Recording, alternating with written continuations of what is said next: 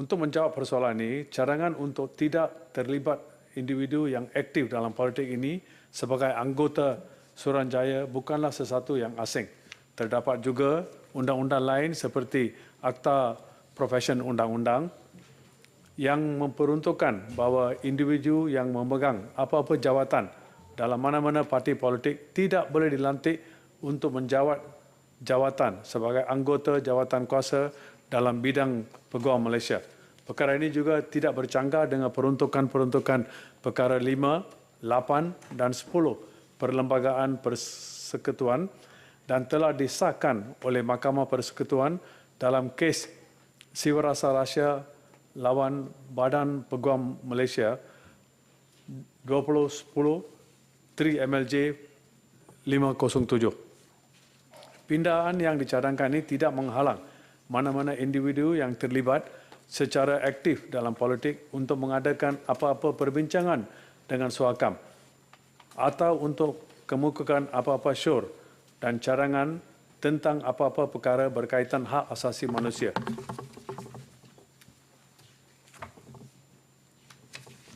Selain dari itu, melalui subpasal 3/3/C rang undang-undang ini, sekatan terhadap mana-mana orang yang terlibat aktif dalam politik dan berdaftar dengan mana-mana parti politik ini turut dipanjangkan kepada semua anggota suakam. Oleh itu, mana-mana orang yang terlibat secara aktif dalam politik dan pada masa yang sama berdaftar dengan mana-mana parti politik tidak boleh menjadi anggota suakam. Hendaklah diingatkan bahawa kedua-dua syarat, iaitu yang pertama, terlibat secara aktif dalam politik dan berdaftar dengan parti politik, hendaklah dipenuhi untuk menjadikan seseorang itu tidak layak menjadi anggota suakam. Sekiranya seseorang itu hanya sekadar berdaftar dengan mana-mana parti politik, namun beliau tidak aktif atau tidak memegang mana-mana jawatan dalam sesuatu parti politik, orang itu masih boleh dipertimbangkan untuk menjadi anggota suakam. Hendaklah ditekankan bahawa cadangan ini adalah selaras dengan pendirian Malaysia yang sentiasa berpandukan kepada prinsip menolak sebarang usaha untuk mempolitikkan hak asasi manusia sebagaimana yang dinyatakan semasa pembentangan rang Undang-Undang Suruhanjaya Hak Asasi Manusia Malaysia. Boleh saya mencelah? Ya. Boleh, Yang Berhormat Menteri? Ya. Terima kasih. Speaker, Datuk Speaker boleh? Terima kasih. Saya ingin bertanya kepada Yang Berhormat Menteri, Timbalan Menteri, kalau boleh beri pandangan. Tidakkah ahli politik ini juga berperanan untuk membantu masyarakat sekeliling? Jadi kami adalah wakil masyarakat. Jadi di manakah salahnya untuk kami menjadi ahli lembaga ke ahli suhakam ni? Manakah salahnya? Dan tidakkah menjadi, kalau kita ada representasi daripada ahli politik itu, suara suhakam itu lebih kuat? Itu pandanganlah dan tanyaan saya kepada Datuk Yang Berhormat Timbalan Menteri. Terima kasih. Saya soalan tersebut. Sebenarnya Datuk Yang Bertua, mohon saya sambung sikit pada YB Zuraina. Sikit cukup, Pak. Sikit je. Datuk Menteri, Yang Berhormat Menteri, saya tertarik soal ahli politik tak dibenarkan menduduki Suruhanjaya Suhakam ini. It is irony dengan izin kerana Suhakam ini adalah hak asasi manusia.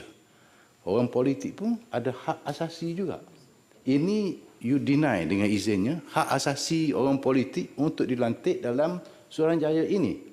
Saya rasa satu perkara yang perlu dilihat balik oleh kerajaan, YB Menteri, supaya ianya berlaku adil. Kalau kita nak berlaku adil kepada pihak lain, berlaku adil kepada semua. Kita pun, orang politik pun perlu diadili dengan adil-adilnya. Terima kasih, Datuk Ketua. Yang Berhormat Datuk Yang Ketua, Ya. izin saya celah sikit untuk Yang Berhormat Menteri jawab sama. Saya jawab perkara Soalan yang saya jawab, lepas tu saya akan ambil soalan. Sebenarnya asas suhakan dia ada beberapa pendirian dan persepsi masyarakat perlu kita ambil kira. di mana ramai di antara masyarakat berpandangan bahawa ahli politik dia ada the black hand lah, di mana dia akan terlibat dengan usaha-usaha untuk mempromosi perkara-perkara yang dia terlibat. Tetapi kalau kita tengok ahli-ahli yang dilantik sebagai pengarah di Suakam kebelakangan ini, nampaknya lebih kalau dia bercenderung kepada yang bukan terlibat dengan pihak politik. Persepsi satu, dan juga langkah ini penting bagi memastikan credibility Suakam sebagai satu badan bebas yang memantau hak asasi manusia di Malaysia terpelihara sekaligus meningkatkan keyakinan orang awam terhadap Suakam. Tapi walaupun saya mengatakan sedemikian, ia tidak menghalang kontribusi mana-mana. You can assist without being anggota Suakam. Dan juga kita memberi peluang kepada orang lain. Kita kalau ahli politik, biar kita di arena ini, biar NGO dan sebagainya terlibat dalam usaha-usaha sedemikian. Dan seperti yang saya katakan sebelumnya, badan peguam di mana ada sekatan-sekatan tertentu, juga ada badan-badan yang lain seperti SOKSO pun, di mana kalau seorang itu adalah ahli politik telah menangi kerusi, dia tidak layak untuk menjadi pengarah di SOKSO. Ada banyak lain-lain Suruhanjaya juga di mana seorang ahli politik tidak dibenarkan menjadi ahli di sana. Dan saya rasa ini bukan perkara yang baru. Satu, ia telah wujud beberapa lama, tidak bertentangan dengan perlembagaan, dan ia juga digunakan pakai di beberapa negara di luar negara. Maka saya rasa kita perlu fahamlah, berilah sedikit ruang kepada pihak-pihak yang betul-betul bebas, akan membawa lebih kredibiliti kepada Suakam, supaya ahli-ahli politik tidak terlibat dalam perkara tersebut. Ya, Senator.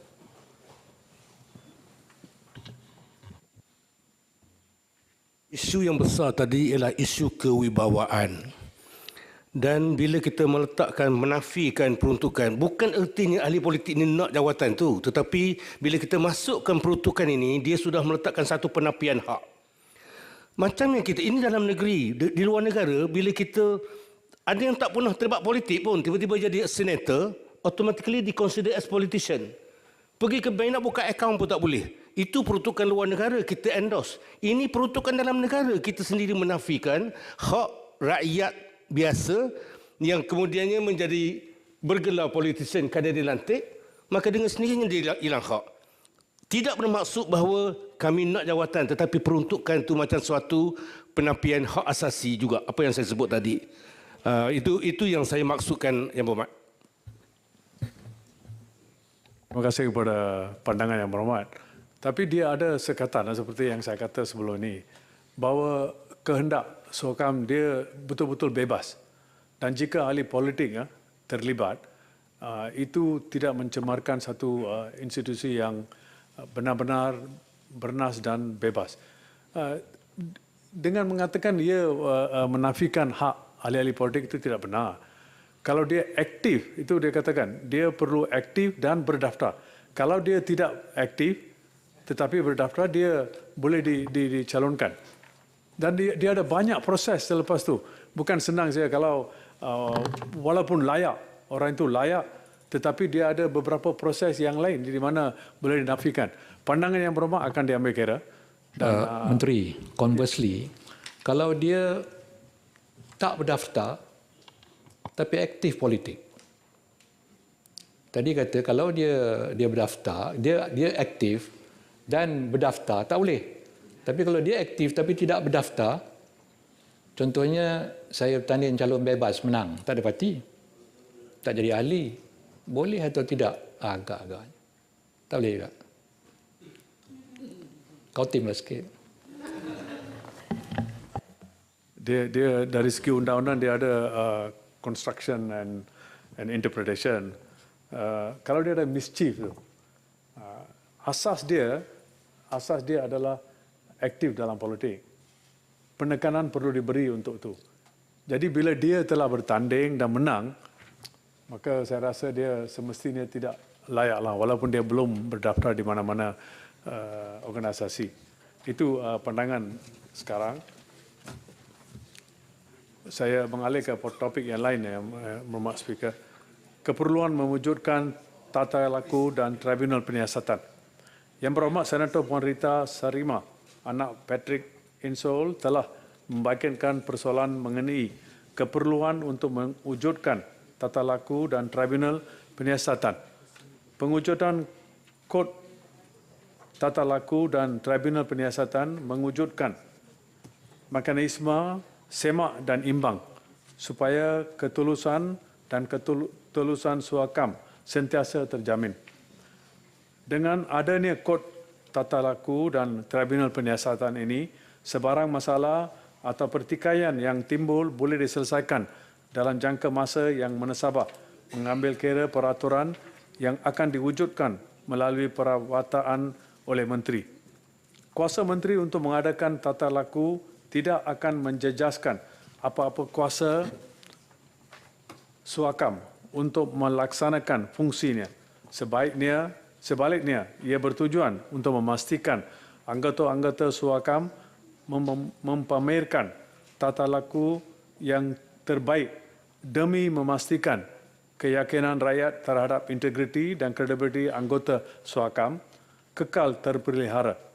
Peruntukan perhubungan tata laku dan pemantauan tata laku ini telah diperuntukkan dalam undang-undang lain seperti Akta Suruhanjaya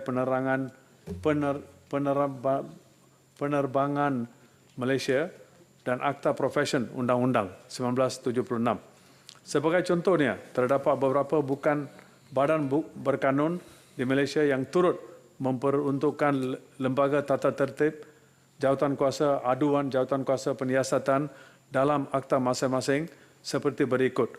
Kod tata laku dan tribunal penyiasatan dalam Akta Suruhanjaya Penerbangan Malaysia 2015, Lembaga Tata Tertib Peguam Bala dan Peguam Cara Seksyen 93 Akta Profesion Undang-Undang, jawatan kuasa penyiasatan dan jawatan kuasa tata tertib Seksyen 21 Akta Ahli Kimia 1976, jawatan kuasa aduan Seksyen 15-1 Akta Suruhanjaya Pencegahan Rasuah Malaysia 2009, jawatan kuasa tata tertib Seksyen 26 Akta Suruhanjaya Komunikasi dan Multimedia Malaysia 1958. Setelah penyiasatan dimulakan, terdapat seseorang anggota suakam yang di-Pertuan Agong atas syur Perdana Menteri boleh menggantung anggota suakam yang berkaitan daripada menjalankan fungsinya sehingga keputusan diperoleh. Sekiranya didapati terdapat pelanggaran tata laku, maka tribunal tersebut hendak mengsyorkan kepada Perdana Menteri untuk memecat anggota suakam yang berkaitan. Yang di-Pertuan Agong melalui kuasa yang diberikan di bawah Seksyen 10-D-2 Akta 597 boleh memecat anggota suakam yang berkaitan atas syur Perdana Menteri. Tuan Yang Dipertua, Yang Berhormat Senator Dr. Wan Martina Wan Yusof telah bertanyakan justifikasi cadangan perlantikan 3 orang Persuruhjaya kanak-kanak. Bagi menjawab persoalan ini, pertambahan jawatan Persuruhjaya kanak-kanak daripada seorang kepada 3 orang adalah amat penting dengan mengambil kira jumlah populasi kanak-kanak berbanding keseluruhan jumlah populasi penduduk di Malaysia iaitu 27%, 9.13 juta.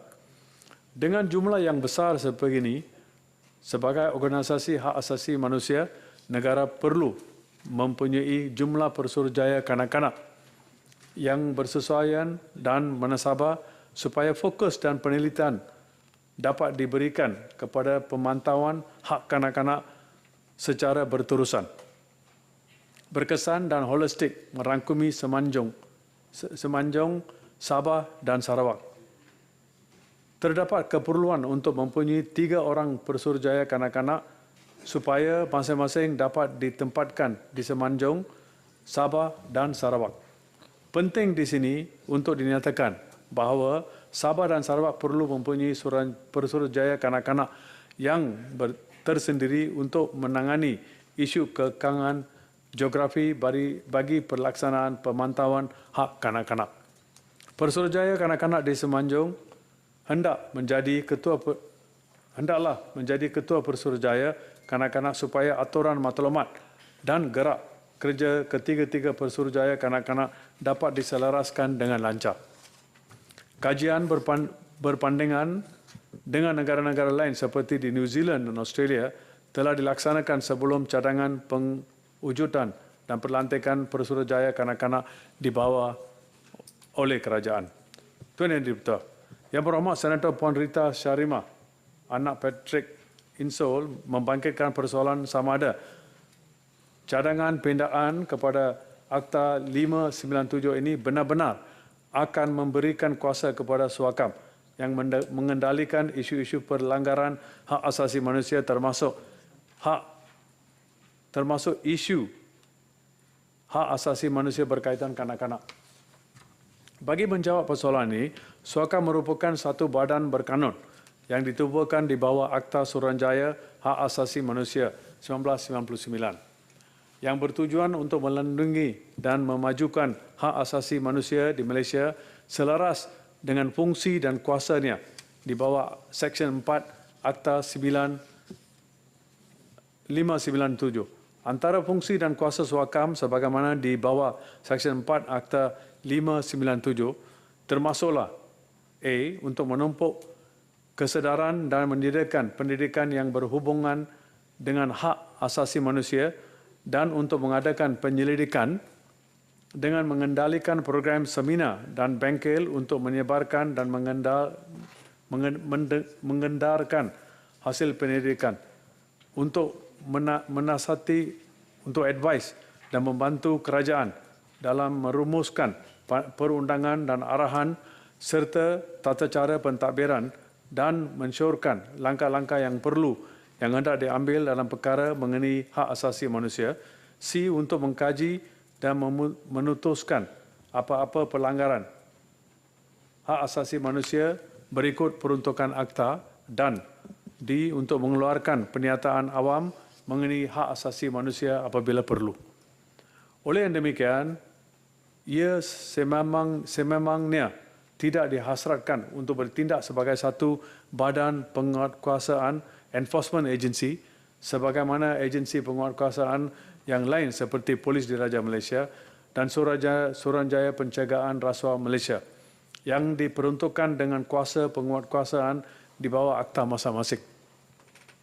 Sungguh pun Suakam bukan merupakan satu agensi penguatkuasa dan tidak diperuntukkan dengan kuasa penguatkuasaan, namun dalam pelaksanaan fungsi dan kuasanya, Suakam sentiasa bekerjasama dengan kerajaan dan agensi-agensi kerajaan yang lain dalam hal perkara yang melibatkan hak asasi manusia.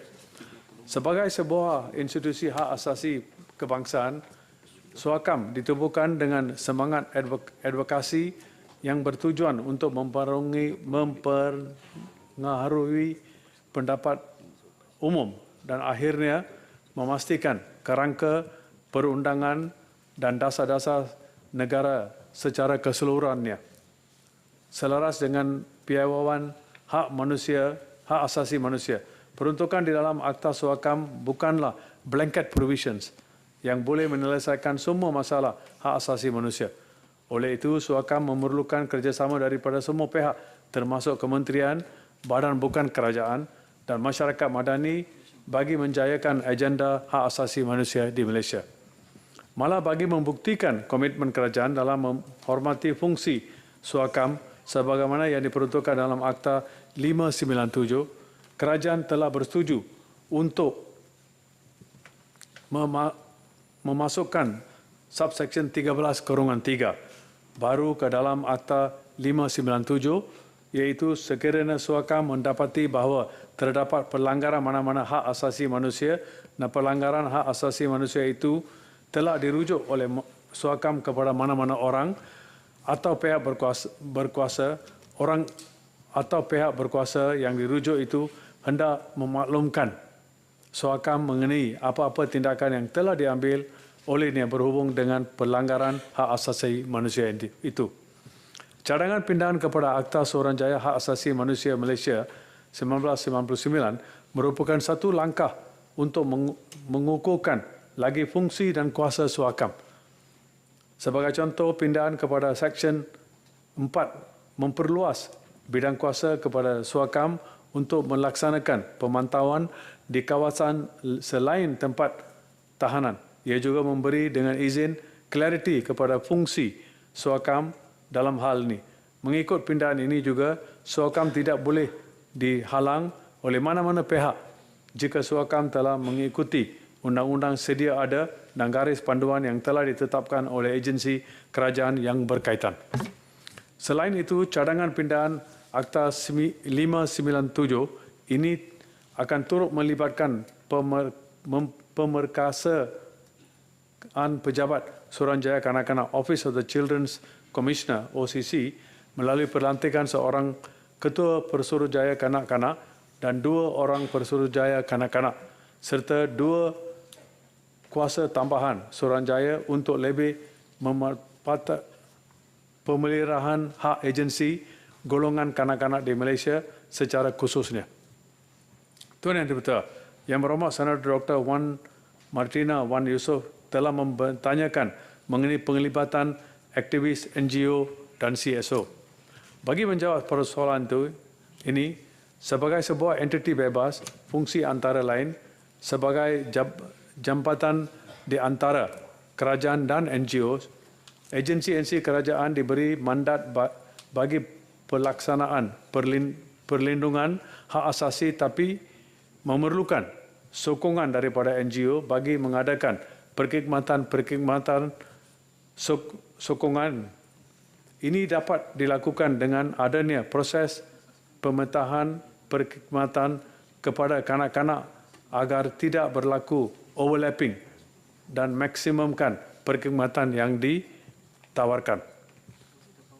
Tuan Yang Dipertua, Yang Berhormat Senator Dr. Azman Azhar Abu Hanifah telah membangkitkan persoalan mengenai keperluan untuk 20 orang anggota Suakam. Bagi menjawab soalan ini, bilangan anggota Suakam adalah diletakkan sebagai maksimum sebanyak 20 orang dalam peruntukan subsection 5/1 jika banding tugas dan skop Suakam meningkat pada masa hadapan.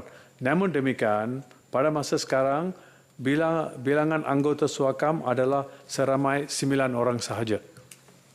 Yang Berhormat Senator Dato' Wira Dr. Muhammad Hatta Muhammad Ramli telah membangkitkan persoalan peluang sama rata diberikan kepada wanita dan golongan orang upaya.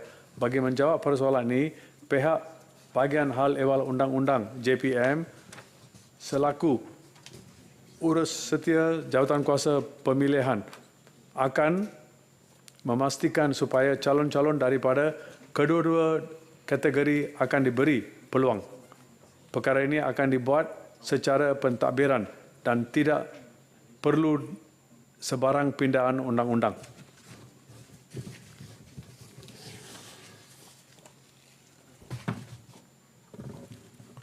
Menteri, betul. Saya ambil ini, I take it as a, persetujuan daripada kementerian, daripada menteri bahawa urusan ini mesti diambil kira. Kerana kalau masuk di dalam pindaan, saya rasa lebih terpakai, lebih selamat.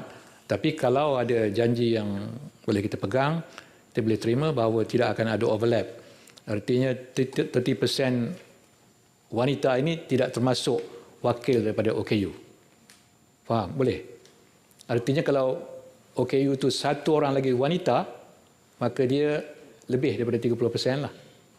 Jangan dikurangi oleh kerana OKU wakil wanita, maka wakil wanita yang lain dikurangkan supaya hanya 30%-nya. 30% ini sepatutnya adalah minimum. Ya, sekurang-kurang. Sebelum Timbalan Menteri menjawab, saya nak mengingatkan ahli-ahli berhormat, mengikut peraturan Majlis Mesyuarat, sebarang pencerahan mesti mendapat kebenaran daripada pengerusi dulu.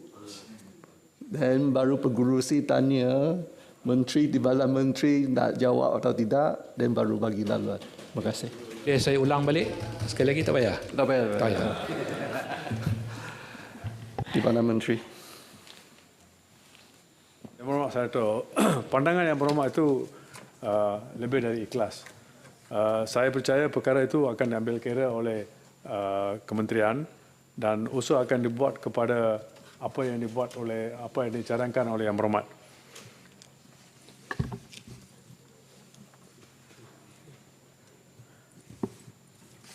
Timbalan Menteri. Ya. Jawapan panjang lagi. Panjang sikit lah. 2 minit boleh habis.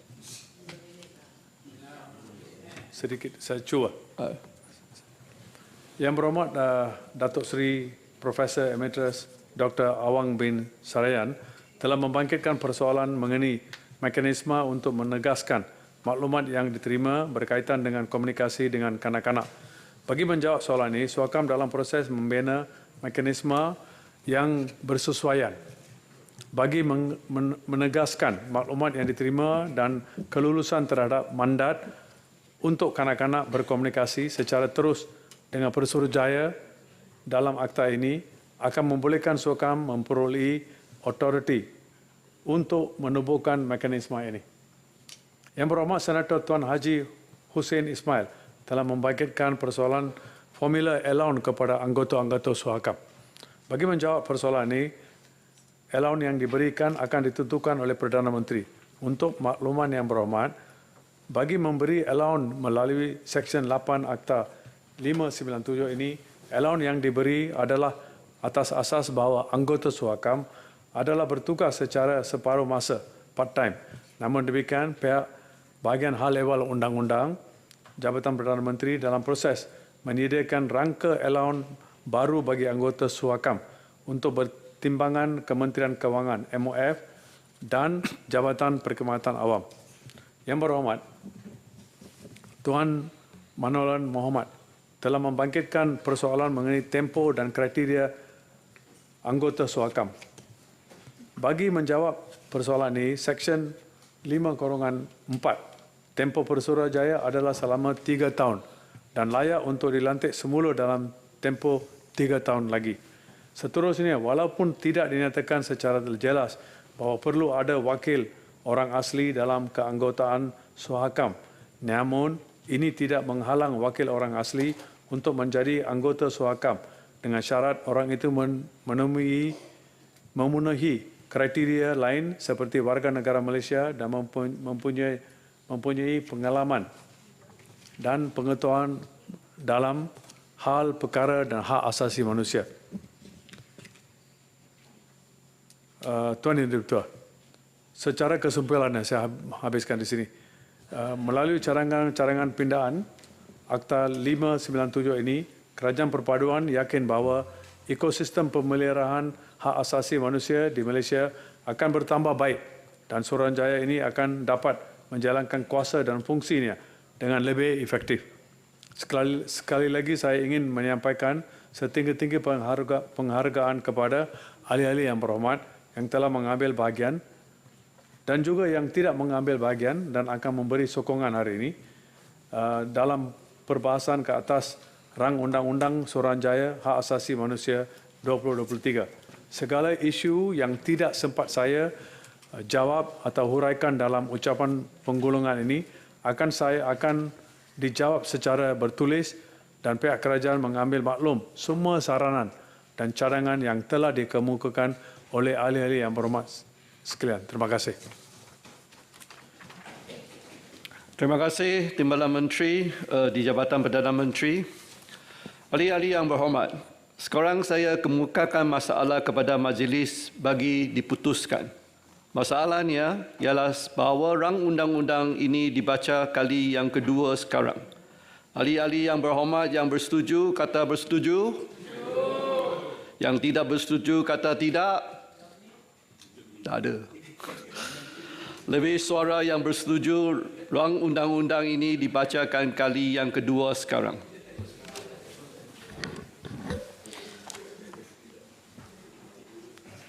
Rang undang-undang bernama suatu akta untuk meminda Akta Suruhanjaya Hak Asasi Manusia Malaysia 1999. Majlis dalam jawatan kuasa.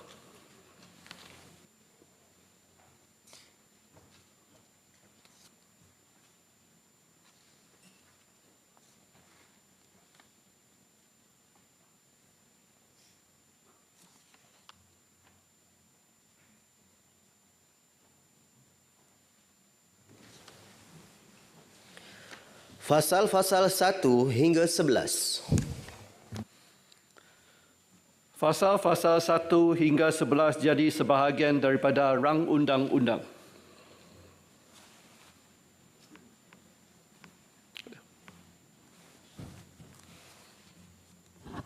Tuan Pengerusi, saya mohon mencadangkan iaitu rang undang-undang ini dimaklumkan kepada majlis sekarang. Ahli-ahli yang berhormat, masalah ialah bahawa rang undang-undang ini dimaklumkan kepada majlis sekarang. Ahli-ahli yang bersetuju kata bersetuju. Yang tidak bersetuju kata tidak. Sebulat suara yang bersetuju. Majlis bersidang semula sebagai majlis mesyuarat.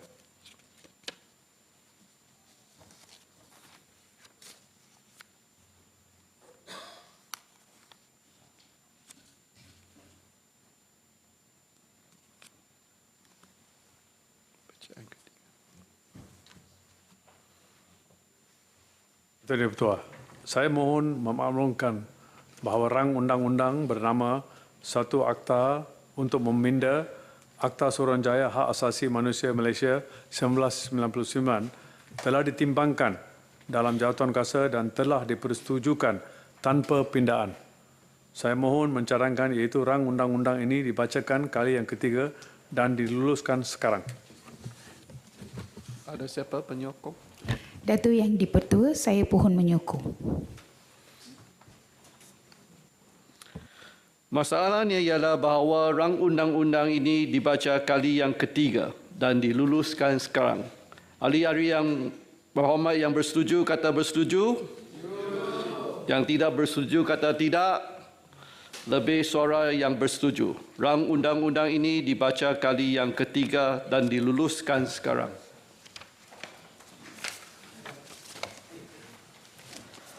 Rang undang-undang bernama suatu akta untuk meminda Akta Suruhanjaya Hak Asasi Manusia Malaysia 1999.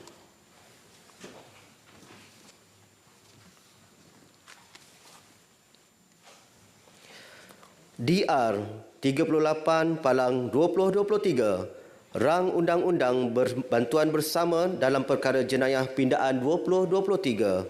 Bacaan kali yang kedua. Persilakan Timbalan Menteri. Tuan Ketua, saya mohon mencadangkan supaya rang undang-undang bantuan bersama dalam perkara jenayah pindaan 2023 dibacakan untuk kali yang kedua sekarang.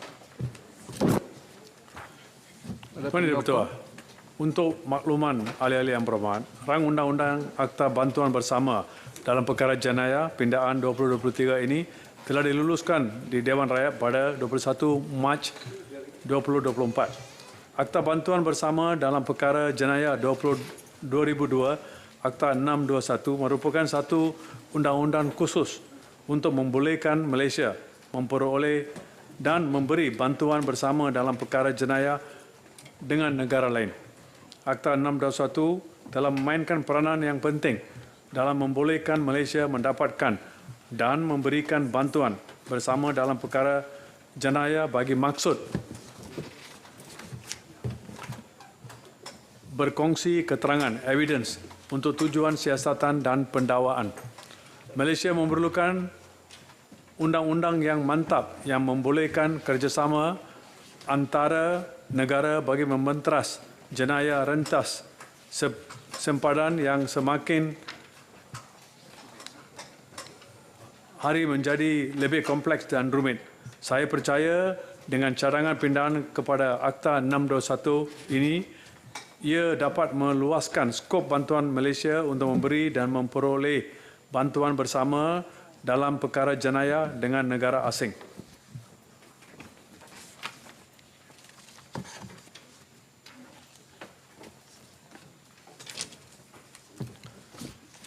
Betul ini betul. Pindahan yang dicadangkan kepada Akta 621 dibuat dengan memasukkan beberapa peruntukan baru dan juga meminda beberapa peruntukan sedia ada. Pasal 1 mengandungi tajuk ringkas akta yang dicadangkan dan kuasa menteri untuk menetapkan tarikh permulaan kuat kuasa akta yang dicadangkan.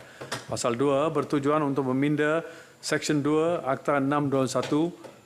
Subpasal 2(A) bertujuan untuk meminda Subseksyen 2(1) dengannya takrif tertentu yang sedia ada dalam Akta 621 dicadangkan untuk dipindah. Subpasal 2(A) juga bertujuan untuk memasukkan takrif baru peralatan ke dalam Akta 621. Takrif institusi kewangan dicadangkan untuk dipindah untuk mengemas kini dan perluas skop takrif institusi kewangan untuk memasukkan semua institusi yang ditubuhkan di bawah undang-undang yang berkaitan. Takrif kesalahan berat dicadangkan untuk dipindah bagi memperuntukkan bahawa apa-apa kesalahan terhadap Undang-Undang Malaysia yang berkenaan dengannya hukuman yang diperuntukkan oleh undang-undang itu ialah pemenjaraan bagi tempoh sekurang-kurang 1 tahun atau satu hukuman yang lebih berat dan apa-apa percubaan, persubatan atau komplot untuk melakukan mana-mana kesalahan itu merupakan suatu kesalahan berat. Takrif kesalahan berat asing dicadangkan untuk dipindah untuk memperuntukkan bahawa apa-apa kesalahan terhadap undang-undang sesuatu negara asing yang berkenaan dengannya hukuman yang diperuntukkan oleh undang-undang iaitu ialah pemanjaraan bagi tempoh sekurang-kurangnya 1 tahun atau satu hukuman yang lebih berat merupakan satu kesalahan berat asing. Takrif pegawai diberi kuasa dicadangkan untuk dipindah untuk mengemas kini sebutan bagi Suruhanjaya Penjagaan Rasuah Malaysia. Takrif peralatan dimasukkan ke dalam Akta 621 bagi memperluas skop hal perkara yang boleh dilucutkan mengambil kira ianya pada masa ini hanya terhad kepada untuk harta sahaja. Takrif perintah pelucutan dicadangkan untuk dipindah bagi memperuntukkan bahawa perintah pelucutan artinya satu perintah yang dibuat di Malaysia, pelucutan harta dan peralatan. Pada masa ini perintah pelucutan hanya diliputi satu perintah pelucutan bagi harta. Tarikh perintah pelucutan asing dicadangkan untuk dipindah bagi memasukkan peralatan atau nilai peralatan itu dalam satu perintah untuk mendapatkan melucutkan atau merampas yang dikeluarkan oleh mahkamah di sesuatu negara asing yang ditetapkan. Tarikh perintah pelucutan asing juga dicadangkan untuk dipindah bagi mengatasi kehendak yang tidak praktikal bahawa sesuatu perintah pelucutan asing hendaklah hanya dikeluarkan oleh negara asing yang meminta selepas satu arahan kas perencanaan ini dikeluarkan di bawah Seksyen 18 Akta 621. Takrif perkara sampingan jenayah dicadangkan untuk dipindah bagi memasukkan peralatan dalam penyekatan restriction urusan dengan atau penyertaan pelucutan atau perampasan yang berkaitan dengan satu kesalahan berat atau satu kesalahan berat asing. Dalam peruntukan sedia ada suatu perkara sampingan jenayah hanya meliputi penyekatan urusan dengan atau penyertaan pelucutan, pelucutkan atau perampasan harta. Subpasal 2(B) bertujuan untuk meminda perangan 2(3)(A) Akta 621 untuk menjelaskan bahawa prosiding kehakiman di sesuatu negara asing yang ditetapkan dimulakan apabila apa-apa tindakan dibawa di mahkamah terhadap seseorang berhubung dengan satu kesalahan berat asing. Subpasal 2(B) bertujuan untuk meminda subperangan 2(3)(B)(6) Akta 621 bagi memperuntukkan satu prosiding kehakiman di sesuatu negara asing diselesaikan apabila penuaian satu perintah pelucutan hakkan asing dengan mendapatkan peralatan. Untuk makluman Dewan yang mulia ini, Pasal 3 bertujuan meminda perangan 3C Akta 621 bagi memperluas tujuan Akta 621 dalam memberikan dan memperoleh bantuan antarabangsa dalam perkara jenayah, termasuk mendapatkan, melucutkan atau merampas peralatan berkenaan dengan satu kesalahan berat atau suatu kesalahan berat asing. Pasal 4 bertujuan untuk meminda subsection 7(2) Akta 621 untuk membolehkan peguam negara dalam hal ini keadaan tertentu untuk membuat satu permintaan bagi bantuan dalam perkara jenayah secara terus kepada pihak berkuasa yang berkaitan sebagaimana yang ditentukan oleh sesuatu negara asing itu. Hal keadaan itu termasuklah jika tidak pejabat kedutaan Suruhanjaya Tinggi, Konsulat Jeneral atau Konsulat Malaysia di negara asing itu akan jika permintaan perlu dilaksanakan dengan segera. Subpasal 5(A) bertujuan untuk meminda subsection 13(1) Akta 621 bagi membolehkan pegawai negara meminta pihak berkuasa yang berkenaan sesuatu negara asing untuk membuat perkiraan bagi pelaksanaan pemerintahan pelucut hadkan jika pegawai negara berpuas hati bahawa terdapat alasan yang menasabah untuk mempercayai bahawa peralatan itu berada di sesuatu negara asing. Pindahan yang dicanangkan juga bertujuan untuk mengadakan peruntukan bahawa jika perintah pelucut hadkan boleh dibuat di negara Malaysia, pegawai negara boleh meminta pihak berkuasa yang berkenaan sesuatu negara asing itu membuat perkiraan bagi menyekat urusan mengenai apa-apa harta atau peralatan. Subpasal 5(B) bertujuan untuk meminda subperangan 13(2)(A), B dan C Akta 621 untuk mengadakan peruntukan bahawa satu perakuan yang dikeluarkan oleh atau bagi pihak berkuasa yang berkenaan sesuatu negara asing yang menyatakan bahawa peralatan telah didapatkan nilai peralatan itu dan tarikh di mana peralatan itu telah didapatkan hendaklah diterima sebagai keterangan. Pasal 6 bertujuan untuk meminda subsection 19(2) Akta 621 untuk membolehkan sesuatu negara asing dalam hal keadaan tertentu untuk membuat satu permintaan bagi bantuan dalam perkara jenayah secara terus kepada pihak pegawai negara. Dalam hal keadaan itu termasuklah jika tiada pejabat kedutaan Suruhanjaya Tinggi, Konsulat Jeneral atau konsulat negara asing itu di Malaysia atau permintaan itu perlu dilaksanakan dengan segera.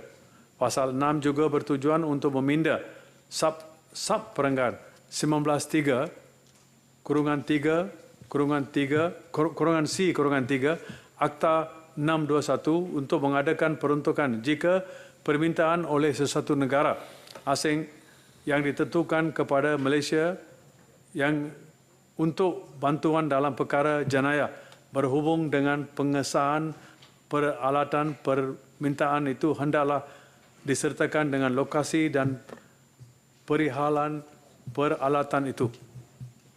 Pasal 7 bertujuan untuk meminda perangan 20(1)(H) Akta 621 untuk memperuntukkan alasan penolakan yang jelas bagi permintaan bantuan hanya kepada perkara yang boleh dengan munasabahnya didapati dengan cara lain. Pasal 8 bertujuan untuk meminda Subperangan 23/4/B/1I Akta 621 untuk memperuntukkan bahawa sesuatu permohonan bagi perintah mengemukakan hubungan berhubung dengan dokumen perbankan dan kewangan dalam milikan institusi kewangan boleh dibuat jika permohonan itu memenuhi syarat bahawa terdapat alasan yang menasabah untuk mempercayai bahawa benda yang berkaitan dengan permohonan itu adalah berhubungan dengan perkara jenayah yang berkenaan dengan permohonan itu dibuat. Pasal 9 bertujuan untuk meminda subsection 31(1) Akta 621 untuk memperuntukkan bahawa pihak berkuasa yang berkenaan sesuatu negara asing boleh meminta pegawai negara untuk membantu dalam penguatkuasaan dan penunaian sesuatu perintah pelucut hadkan asing terhadap peralatan atau untuk membantu menyiasat urusan dalam apa-apa peralatan yang dipercayai dengan menasabahnya terletak di Malaysia. Pasal 10 bertujuan untuk meminda perangan 34(1)(C) Akta 621 untuk mengadakan peruntukan bahawa perakuan yang dikeluarkan oleh atau bagi pihak berkuasa yang berkenaan sesuatu negara asing yang ditetapkan yang menyatakan bahawa peralatan lain yang boleh didapatkan di bawah satu perintah pelucut hadkan asing masih belum didapatkan di negara asing yang ditetapkan itu hendaklah diterima sebagai keterangan tanpa bukti lanjut. Pasal 11 bertujuan untuk meminda subperangan 36(2)(B)(I Akta 621 untuk memperuntukkan bahawa sesuatu permohonan bagi waran geladah boleh dibuat jika permohonan itu memenuhi syarat bahawa terdapat alasan yang menasabah untuk mempercayai benda yang berkaitan dengan permohonan itu adalah berhubungan dengan perkara jenayah yang berkenaan dengan permohonan yang dibuat. Pasal 12 bertujuan untuk meminda nota bahu subsection section 38 Akta 621 supaya selaras dengan peruntukan yang diperkenaan dengan perlindungan daripada tindakan sivil dan jenayah kepada mana-mana orang yang mematuhi waran geladah. Pasal 13 bertujuan untuk memasukkan seksyen baru 41A di dalam Akta 621 bagi memperuntukkan bahawa peruntukan mana-mana undang-undang bertulis lain yang berhubung dengan kuasa pegawai yang diberi kuasa hendaklah diterpakai setakat peruntukan itu tidak bercanggah dengan Akta 621 dan perlindungan dan kekebalan yang diberikan kepada pegawai-pegawai diberi kuasa itu dalam melaksanakan kuasa di bawah undang-undang bertulis lain itu hendaklah terpakai bagi pejabat pegawai diberi kuasa itu. Pindahan-pindahan lain yang tidak diperkatakan secara khusus merupakan pindahan kecil atau berbangkit. Datuk Yang Bertuah, masalah kegiatan jenayah rentas sempadan merupakan masalah global yang semakin berluasan dan menyentuh kedaulatan dan keselamatan semua negara termasuk Malaysia. Malaysia telah menyatakan komitmennya dan telah bertindak untuk meningkatkan keupayaannya untuk bekerjasama dengan pihak berkuasa asing yang ditetapkan di peringkat antarabangsa agar kegiatan jenayah rentas sempadan dapat dibanteras dengan lebih berkesan. Oleh itu, rang undang-undang yang dicadangkan ini merupakan satu langkah penting dalam usaha tersebut. Dengan ini, Datuk Yang Bertuah, saya mohon mencadangkan. Terima kasih Yang Berhormat Menteri. Ada sesiapa menyokong? Datuk Yang di-Pertua, saya pohon menyokong. Setiausaha? Masyuran.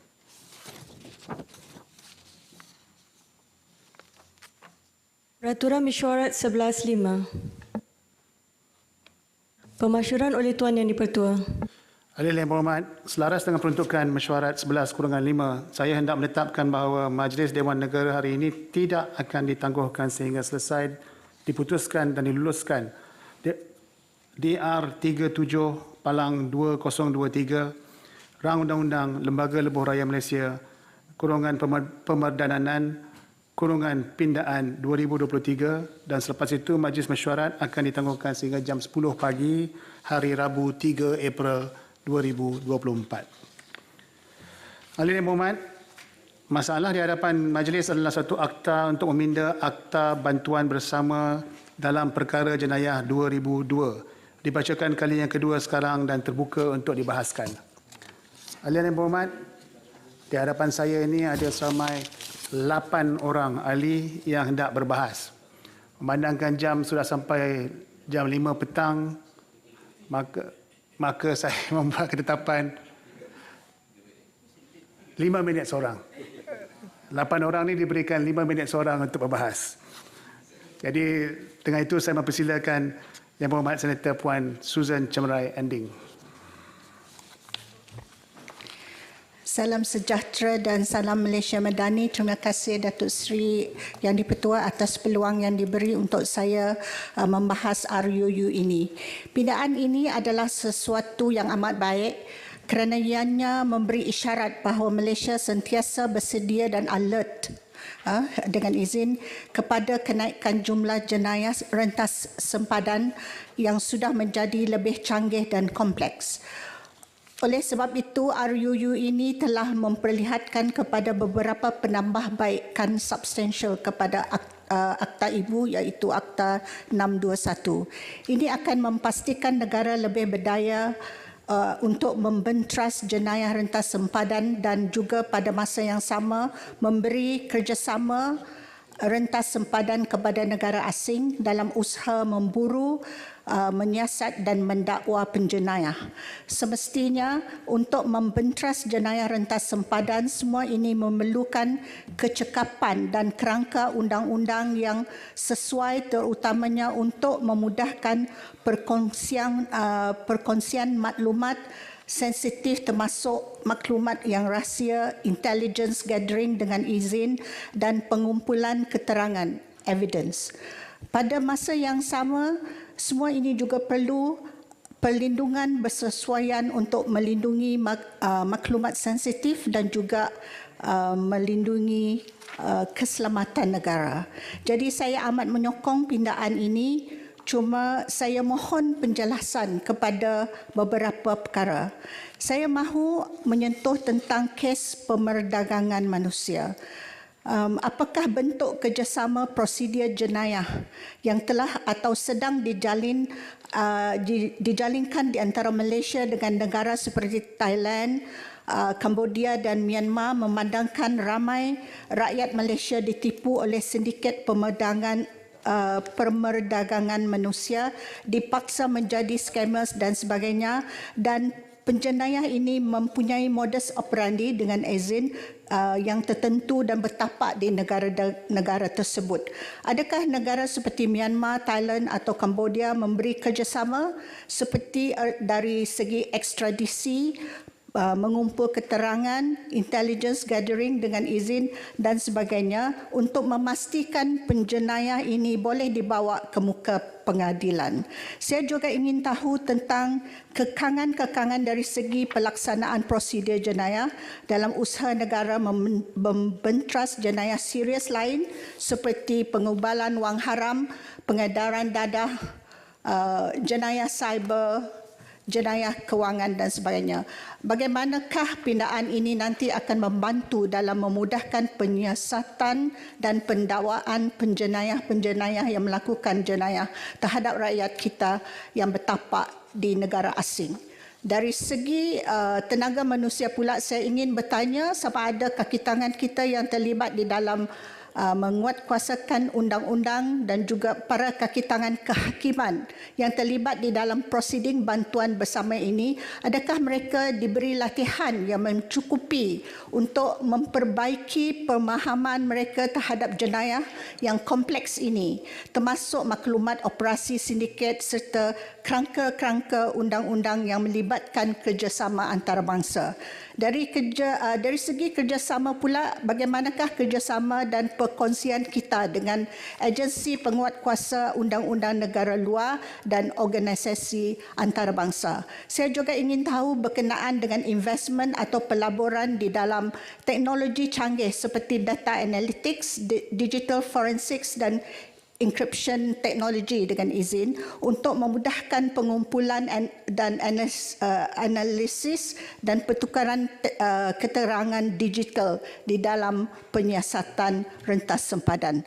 Jadi akhir sekali saya percaya RUU ini akan menjadikan Akta Ibu lebih berkesan dalam mementras dan menangani cabaran daripada jenayah kompleks dan sindiket-sindiket yang beroperasi rentas sempadan. Dengan itu sekian saja Tuan Yang di-Pertua, saya mohon menyokong. Terima kasih. Terima kasih YB. Sekarang saya jemput Senator Dr. Arman Azhar Abu Hanifah. Assalamualaikum warahmatullahi wabarakatuh. Salam Malaysia Madani, Datuk Yang Pertua Dewan Negara, ahli-ahli Dewan Negara yang saya hormati sekalian. Terima kasih sekali lagi kerana memberi saya peluang untuk berbahas mengenai rang undang-undang bantuan bersama dalam perkara jenayah pindaan 2023 pada hari ini. Datuk Yang Pertua, pindaan dan peruntukan baru dalam Akta 621 ini merupakan pindaan pertama sejak ia berkuat kuasa pada tahun 2023. Namun dengan pindaan-pindaan baru ini akan digubal Akta 621 mampu menjadi satu undang-undang khusus untuk membolehkan Malaysia memperoleh dan mendapat bantuan bersama dalam perkara jenayah dengan negara lain. Dalam erti kata lain, Akta 621 ini memain peranan yang penting dalam membolehkan Malaysia mendapat dan memberikan bantuan bersama dalam perkara jenayah bermaksud kongsi keterangan tujuan siasatan dan pendakwaan. Datuk Yang Pertua, saya yakin dengan pindaan-pindaan yang dibuat ini menjadikan rang undang-undang ini satu akta yang lebih holistik mengikut kesesuaian perkembangan dan keperluan semasa dalam usaha membenteras jenayah rentas sempadan yang kian kompleks dan rumit. Saya tertarik dengan fasal 4, fasal 6, fasal 9 yang ada menyentuh mengenai pemusatan kuasa terarah kepada peguam negara. Saya faham bahawa pindaan ini dibuat atas dasar memudahkan proses dan prosedur yang rumit sebelum ini. Namun apabila peguam negara diberikan satu kuasa yang luas seperti ini, ada berkemungkinan ia akan disalahguna dan dimanipulasi dalam masa yang akan datang mengikut kecenderungan politik. Kita tiada jaminan perkara begini akan berlaku. Jadi apakah badan penasihat atau majlis yang berdamping dengan peguam negara akan membuat keputusan terhadap permohonan yang diterima daripada negara asing? Atau peguam negara akan membuat keputusan itu secara tunggal mengikut rasional budi bicaranya. Kebimbangan saya adalah tentang pemberian kuasa yang besar tidak dapat berjalan dengan lancar mengikut tata kelola yang digariskan berbanding prosedur dibentuk sebelum ini. Datuk Yang Pertua, selain itu saya yakin pindaan terhadap pengemas kini sebutan Suruhanjaya Pencegahan Rasuah atau SPRM digantikan pegawai diberi kuasa satu tindakan yang relevan bagi menggalas tanggungjawab siasatan dan pendakwaan mengenai penggubalan wang haram yang dijana keluar Malaysia. Dengan pindaan ini diharap SPRM dapat melangkah dengan lebih tegas membenteras kegiatan-kegiatan jenayah yang melibatkan wang ringgit dan seumpamanya agar negara kita bersih daripada salah laku. Sebenarnya seiring dengan menyelenyapkan pandangan rakyat serta global bahawa Malaysia merupakan lubuk penggubalan wang haram. Saya harap rang undang-undang ini dapat kembalikan keyakinan masyarakat negara kita dan juga masyarakat global bahawa negara kita sedang berusaha ke arah negara yang lebih integriti dan bebas rasuah. Jadi Datuk Yang Pertua, sekian saja perbahasan saya hari ini sebab masa amat cemburu. Semua dah lapar nak berbuka puasa. Jadi dengan ini saya mohon menyokong. Sekian saja saya. Assalamualaikum warahmatullahi wabarakatuh. Alhamdulillah. Alhamdulillah YB berpuasa membahas pada hari ini. Habis awal. Sekarang saya jemput Senator Dr. Wan Martina Wan Yusof. Bismillahirrahmanirrahim. Assalamualaikum warahmatullahi wabarakatuh. Terima kasih Yang Berhormat Datuk Yang Dipertua. Saya hanya akan menyentuh dua perkara saja. Pertama mengenai takrifan kesalahan berat.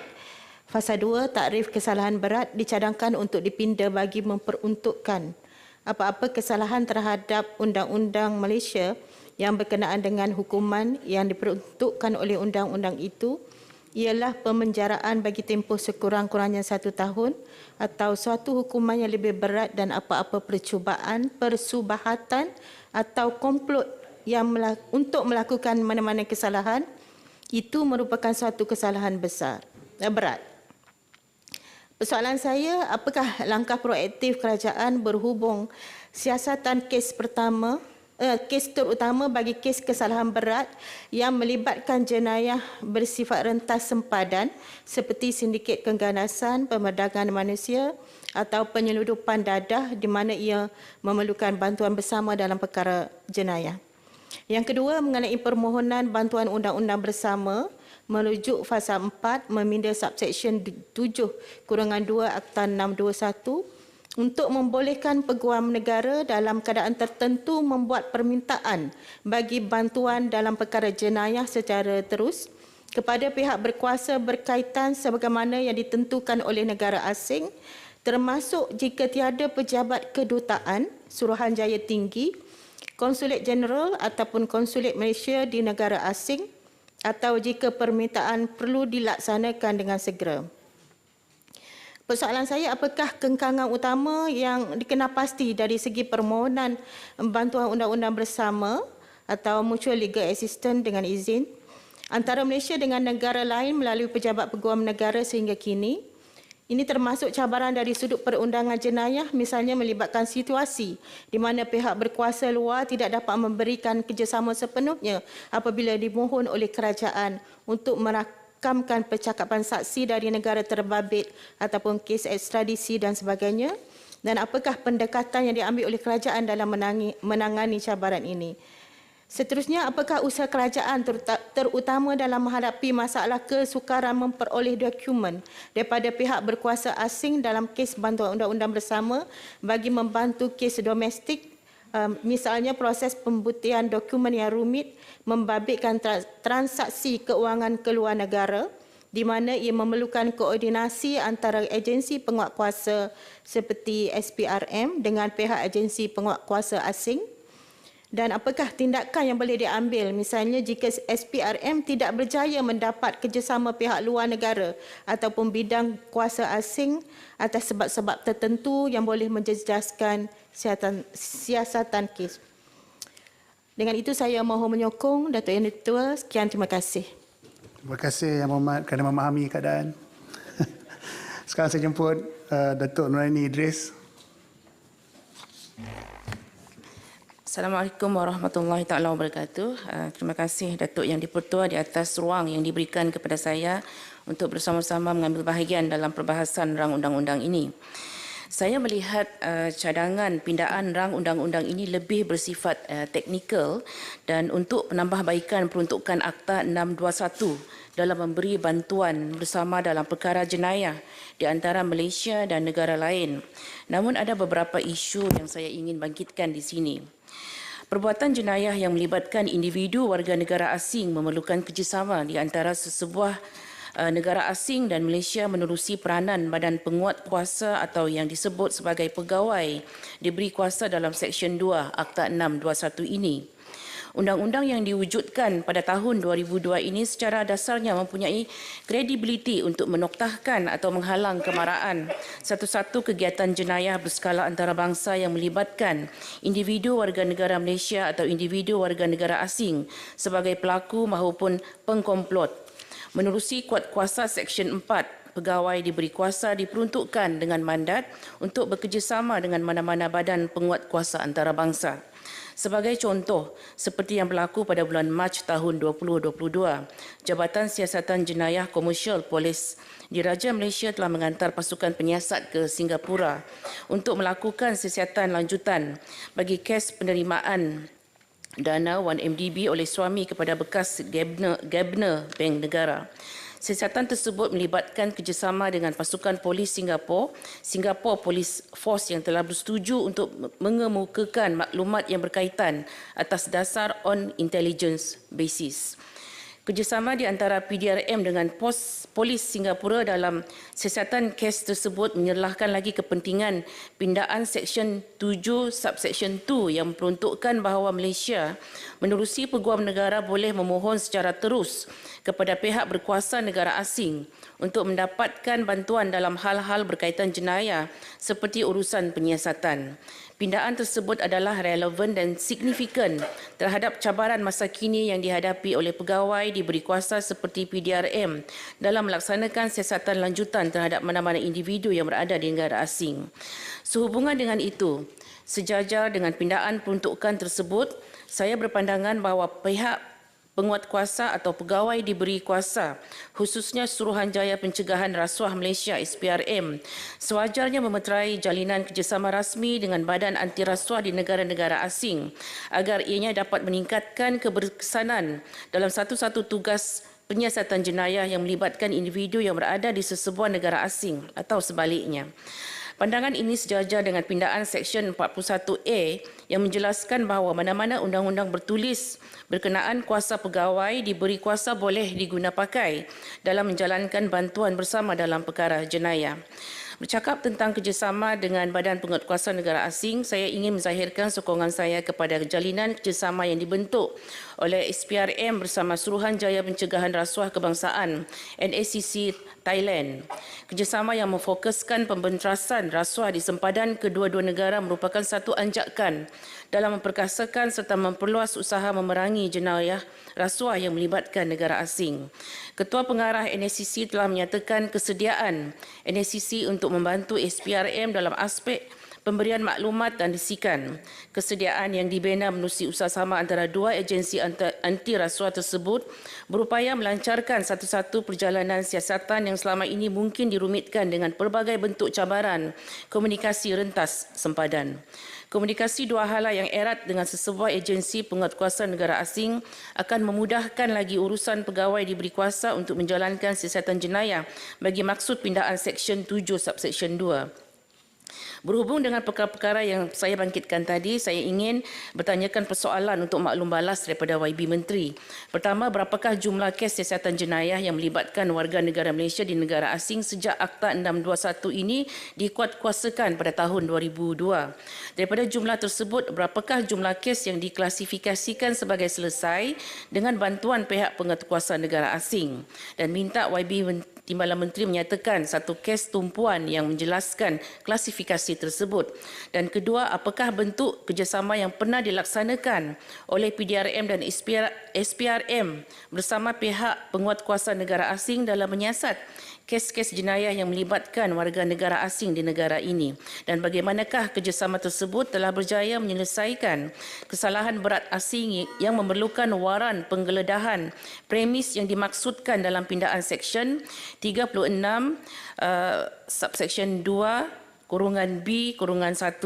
Jadi itu saja daripada saya, Datuk Yang di-Pertua. Sekian, saya mohon menyokong. Terima kasih. Terima kasih, Datuk. Sekarang saya jemput Senator Datuk Awang bin Sarian. Terima kasih Datuk Yang di-Pertua. Bismillahirrahmanirrahim. Daripada konteks semangat, kerelevanan dan keperluan, saya kira tidak ada sesiapa pun yang tidak akan menyokong dan mendukung rang undang-undang ini kerana untuk keperluan negara. Tetapi yang menjadi persoalan saya, sekali lagi kata kunci yang ingin saya timbulkan, soal mekanisme, soal modus operandinya bagaimana. Kerana isu-isu yang telah ditimbulkan oleh Yang Berhormat sebelum ini pun itu sudah banyak yang menunjukkan cabaran-cabaran besar yang akan dihadapi oleh negara kita untuk melaksanakan rang undang-undang ini atau undang-undang yang bakal diluluskan itu nanti. Pertama soal katakan nak menentukan pelibatan penjenayah ataupun penipu, skamer dengan izin, itu yang dilakukan oleh warga negara kita sendiri pun sampai saat ini. Kita tentu tidak lupa, semua orang tidak akan lupa peristiwa skandal besar 1MDB yang melibatkan dalangnya itu orang negara ini. Tapi bagaimana hingga kini tidak dapat diselesaikan soal dalang itu. Tak dapat dikesan, kalau dapat dikesan pun tak dapat didatangkan semula, dikembalikan ke negara ini untuk menerima, untuk diadili. Jadi ini satu persoalan besar. Apatah lagi yang melibatkan warga negara asing. Soal yang seperti perdagangan manusia, soal rangkaian penipuan melalui siber dan sebagainya. Ini semua cabaran-cabaran besar yang memerlukan satu kaedah, mekanisme dan modus operandi yang perlu direncanakan secara teliti dan rapi oleh pihak berkuasa. Jadi keperhatian saya itu lebih pada soal bagaimana pelaksanaannya, kerana soal kerjasama negara-negara asing yang barangkali juga mempunyai kepentingan-kepentingan tertentu, yang mempunyai saluran ataupun landasan undang-undang tertentu, ada kalanya tidak memungkinkan kita memperoleh kerjasama yang diharapkan, walaupun itu satu idealisme yang sangat penting. Jadi saya kira perlu direncanakan dengan rapi bagaimanakah kaedahnya kita dapat melaksanakan undang-undang yang memang cukup baik dan cukup penting ini. Sekarang itu Datuk Pengerusi pandangan saya. Terima kasih. Terima kasih Profesor. Sekarang saya jemput Tuan Abun Sui Anyit.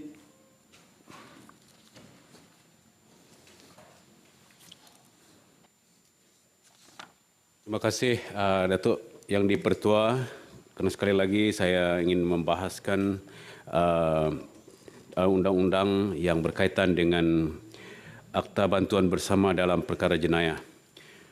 Saya cuba memahami juga perkara ini dan juga sahabat-sahabat yang ada di tempat ini.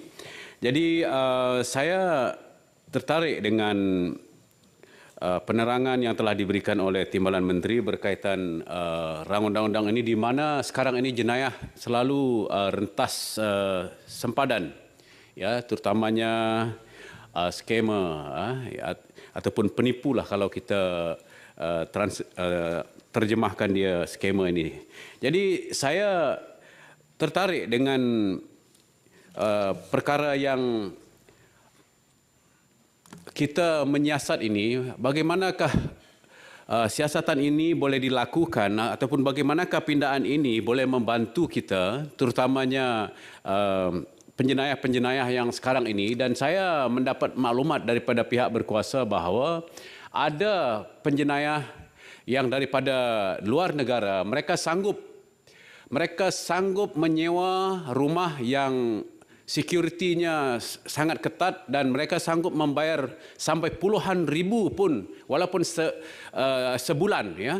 Dan ini menyebabkan mereka beroperasi daripada negara kita dan mereka pula godam ataupun scam warga negara yang ada mungkin dari negara asal mereka, dari Taiwan ke dari Hong Kong kah.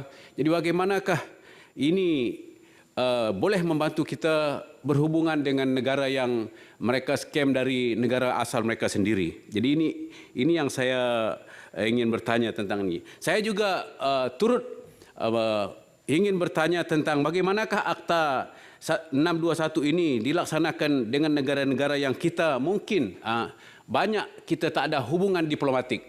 Jadi ini juga satu persoalan kita. Jadi mohon dijelaskan perkara ini. Oleh sebab itu saya tidak banyak mempertikaikan apa yang ada di dalam ini lebih bentuk kepada teknikal. Semoga akta ini, rang undang-undang ini akan membantu negara lagi, terutamanya banyak pendedahan-pendedahan rupanya di luar negara, ada individu-individu tertentu yang menyimpan harta yang banyak, dan semoga dengan lulusnya akta ini, rang undang-undang ini akan memudahkan kerajaan untuk dapat mengembalikan harta-harta yang tersembunyi di luar negara supaya kemakmuran negara ini dapat ditambah. Jadi saya dengan ini menyokong pindaan rang undang-undang ini. Terima kasih. Terima kasih YB. Sekarang saya jemput Tuan Manolan Muhammad. Terima kasih Datuk Yang di-Pertua kerana memberi ruang kepada saya untuk berbahas dalam akta bantuan bersama dalam perkara jenayah pindaan 2023. Saya memang amat menyokong pindaan ini, di mana mesej utama dia seperti yang telah dibentangkan oleh Menteri tadi adalah di mana kita untuk menyekat pengaliran wang masuk dan keluar di dalam negara kita ni yang banyak yang boleh menyebabkan negara kita kerugian berbilion-bilion. So ini yang paling utama.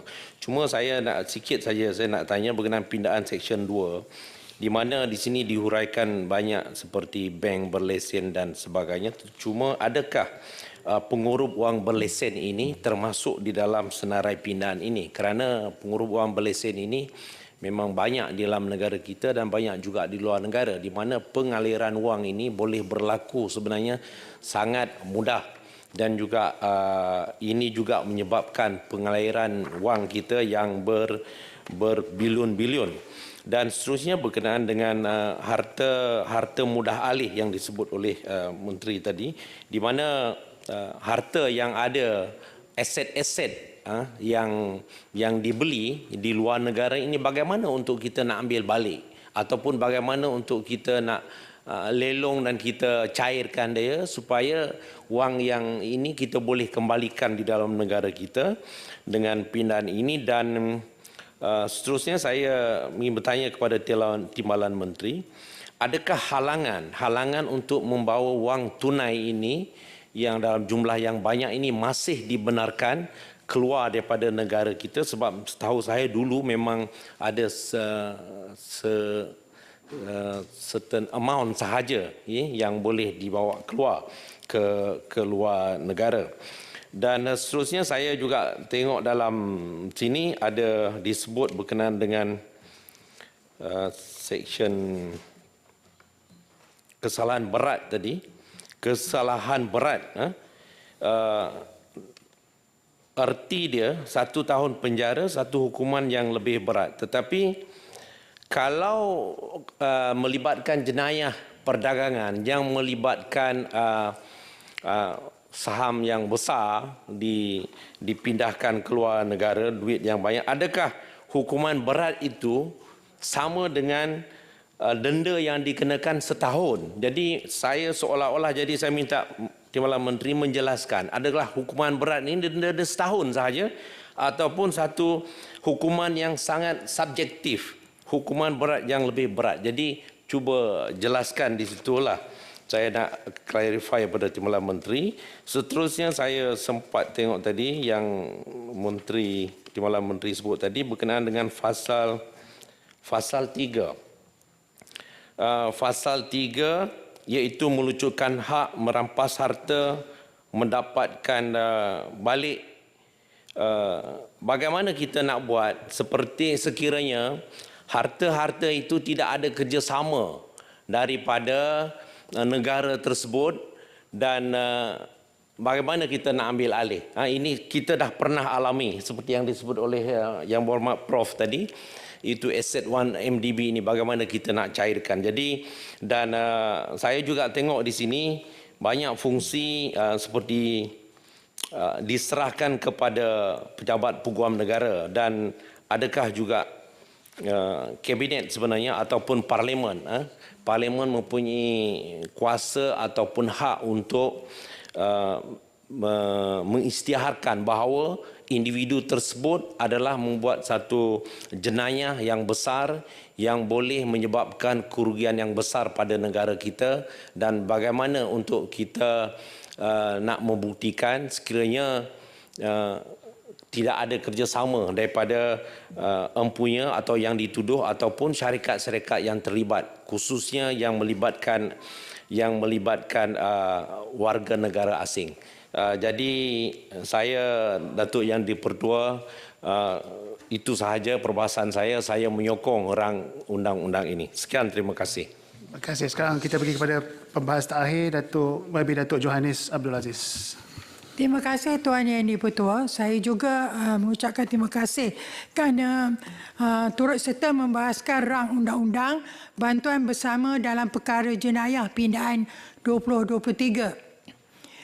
Tuan Yang di-Pertua, difahamkan sejak Akta Bantuan Bersama dalam Perkara Jenayah atau Akta 621 ini berkuat kuasa, Malaysia telah membuat dan menerima berbagai bantuan bersama dalam prosedur pengurusan perkara jenayah daripada berbagai negara asing bagi memperoleh dan memberi keterangan sesuatu penyiasatan kes. Bantuan bersama meliputi berbagai kes seperti pengumpulan wang haram, penipuan, kes dadah, perdagangan manusia dan sebagainya.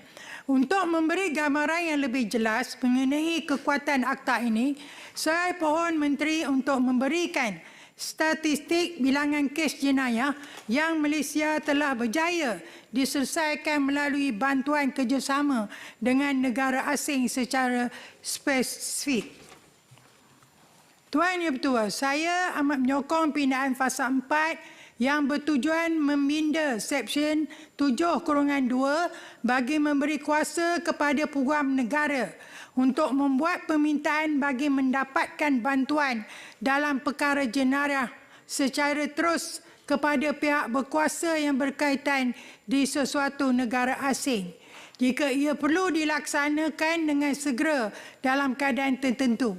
Saya yakin pindaan ini akan memudahkan urusan untuk mendapat keterangan atau bukti bagi mana-mana penyiasatan yang mendesak.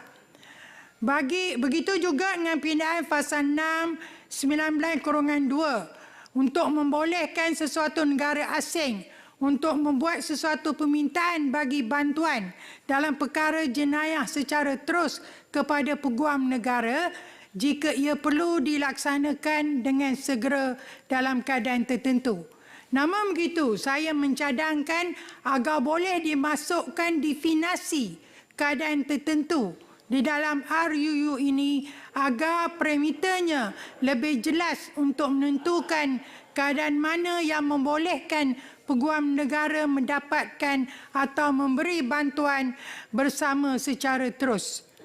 Tuan Yang Dipertua, saya juga ingin mendapatkan kepastian mengenai kebolehgunaan akta ini sama ada boleh digunakan di kesemua negara seluruh dunia atau ada negara-negara yang menolak untuk memberi bantuan bersama dalam perkara jenayah. Bagaimana juga negara-negara yang memberi perlindungan suaka? Adakah terdapat sebarang kerjasama untuk kita dapatkan bantuan bersama daripada mereka? Memandangkan akta ini berkenaan bantuan bersama dalam perkara jenayah, ia tidak mewajibkan mana-mana negara untuk memberi bantuan mereka. Jadi, adakah sebarang perjanjian yang dibuat bersama negara asing bagi mengukuhkan hubungan dan kerjasama untuk mendapat bantuan bersama perkara jenayah ini? Tuan Yang Dipertua, saya yakin pindaan-pindaan ini akan memudahkan urusan di samping meningkatkan keupayaan untuk bekerjasama dengan pihak berkuasa asing yang ditetapkan di peringkat antarabangsa agar kegiatan jenayah rentas sepadan dapat dibenteras dengan lebih berkesan. Dengan ini saya menyokong. Terima kasih. Terima kasih. Sekarang ini saya jemput Menteri untuk menjawab. Terima kasih, Datuk Dipertua. Terima kasih saya ucapkan kepada ahli-ahli yang berhormat yang telah mengambil bahagian dalam perbahasan rang undang-undang bantuan bersama dalam perkara jenayah pindaan 2023. Seramai 9 ahli senator telah mengambil bahagian. Yang berhormat Senator Puan Susan Charamarai Anding, yang berhormat Senator Datuk Dr. Arman Azhar bin Abu Hanifah, yang berhormat Senator Dr. Wan Martina binti Wan Yusof, yang berhormat Senator Datuk Noraini binti Idris, yang berhormat Senator Datuk Seri Profesor Emeritus Dr. Awang bin Sarian, yang berhormat Senator Tuan Manolun bin Muhammad, yang berhormat Senator Abun Sui Anggit, dan yang berhormat Senator Datuk Joyce Abdul Aziz, dan akhir sekali yang berhormat Datuk Johannes. Datuk Johannes. Datuk Johan. Ya. Johannes. Johannes. Datuk Johannes Abdul Aziz. Ya, minta maaf. Senator Puan Susan Charamarai Anding telah bangkitkan satu perkara, iaitu apakah bentuk kerjasama antara Thailand, Myanmar dan Cambodia berhubung dengan kes penipuan dan sindiket scam yang melibatkan rakyat Malaysia. Malaysia telah menandatangani ASEAN Treaty on Mutual Legal Assistance in Criminal Matters yang melibatkan 9 negara asing termasuklah Thailand, Myanmar dan Cambodia. Melalui treaty ini, negara-negara ASEAN memberikan kerjasama di antara satu sama lain dalam memberikan bantuan bersama dalam perkara jenayah. Lagi satu adalah apakah kekangan pelaksanaan prosiding jenayah berhubung dengan pengubahan wang haram, jenayah cyber dan jenayah kewangan.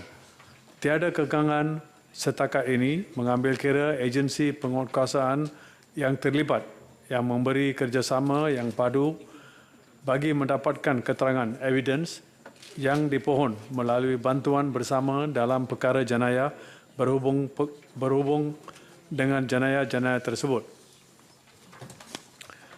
Lagi satu adalah sama ada kaki tangan yang terlibat dalam proses bantuan bersama dalam perkara jenayah diberi latihan yang dicukupi termasuk kerangka undang-undang antarabangsa.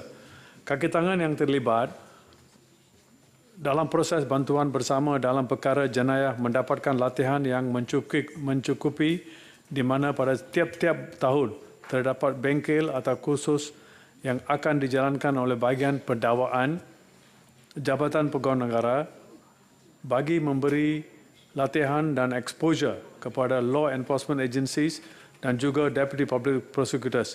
Selain dari itu, pegawai-pegawai di Jabatan Pegawai Negara juga menghadiri berbagai latihan yang dianjurkan oleh pihak antarabangsa seperti UN ODC. Perkara yang ketiga adalah sama ada kaki tangan yang terlibat dalam proses bantuan bersama dalam perkara jenayah, itu saya telah jawab. Yang berhormat Dr. Wan Martina binti Wan Yusof, beliau soal mengenai langkah proaktif kerajaan bagi kesalahan berat bersifat rintas sempadan, pengganasan pemerdagangan manusia atau dadah. Pindahan yang dicarangkan adalah untuk memberikan lebih kejelasan berhubung dengan ambang threshold kesalahan yang mana bantuan bersama dalam perkara jenayah dapat diperolehi. Pada masa ini, taksiran kesalahan berat turut membuat rujukan kepada satu kesalahan yang ditakfirkan di bawah Akta Pencegahan Pengubahan Wang Haram 2001, sekarang dikenali sebagai Akta Pencegahan Pengubahan Wang Haram, Pencegahan Pembiayaan Keganasan dan Hasil daripada Aktiviti Haram 2001. Namun demikian, Akta 613 mempunyai pendekatan penaraian listing approach yang mana senarai kesalahan berat adalah disenaraikan dalam jadual kedua. Dalam hal ini, terdapat kesalahan di bawah jadual kedua tersebut yang tidak menemui kehendak hukuman penjara 1 tahun dan ke atas. Dengan pindahan ini, ia dapat mengelakkan kekeliruan dan akan menjadi lebih jelas pada bantuan dalam perkara jenayah adalah bagi kesalahan yang mempunyai hukuman penjara 1 tahun dan ke atas. Langkah proaktif sentiasa diambil oleh kerajaan Malaysia dalam mendapat bantuan dalam perkara jenayah meliputi jenayah rentas sempadan berdasarkan siasatan dan keperluan keterangan dikenal pasti oleh agensi penguatkuasa undang-undang. Sehingga ini, jumlah permintaan bantuan bersama dalam perkara jenayah yang dihantar oleh Malaysia kepada negara asing adalah 309 meliputi berbagai jenis jenayah. Sehingga kini, jumlah permintaan bantuan bersama dalam perkara jenayah yang diterima oleh Malaysia daripada negara asing adalah 1,166.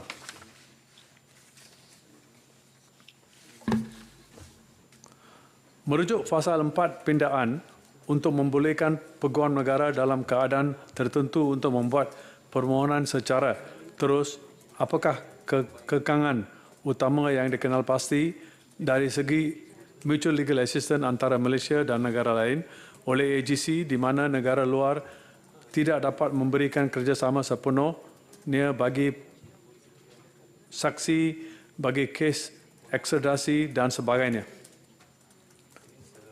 Pada masa sekarang, kekangan yang dihadapi oleh Malaysia adalah tempoh masa yang lama kerana penghantaran permintaan bantuan bersama perlu melalui saluran diplomatik. Walau bagaimanapun, kekangan ini dapat diatasi dengan menghantar advance copy secara email. Jadi penghantaran melalui saluran diplomatik adalah sebagai formaliti sahaja.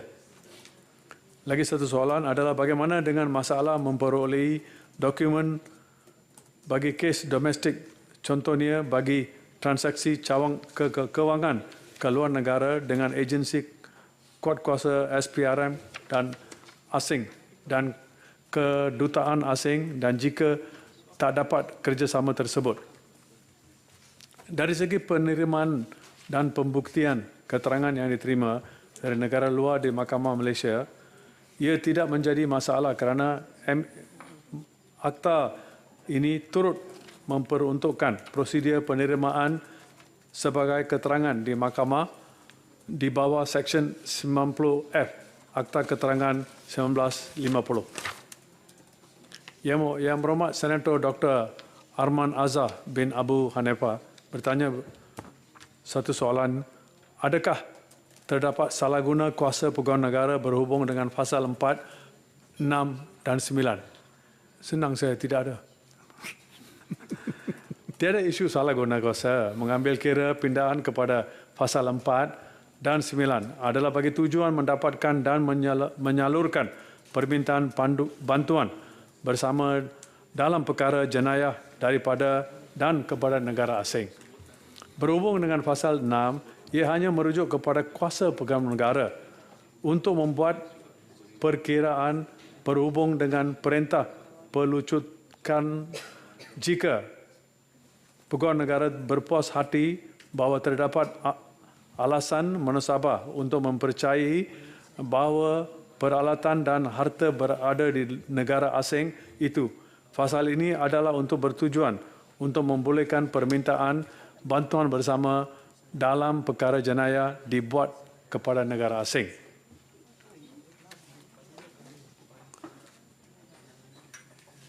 Yang berhormat Senator Noraini Idris tanya beberapa soalan.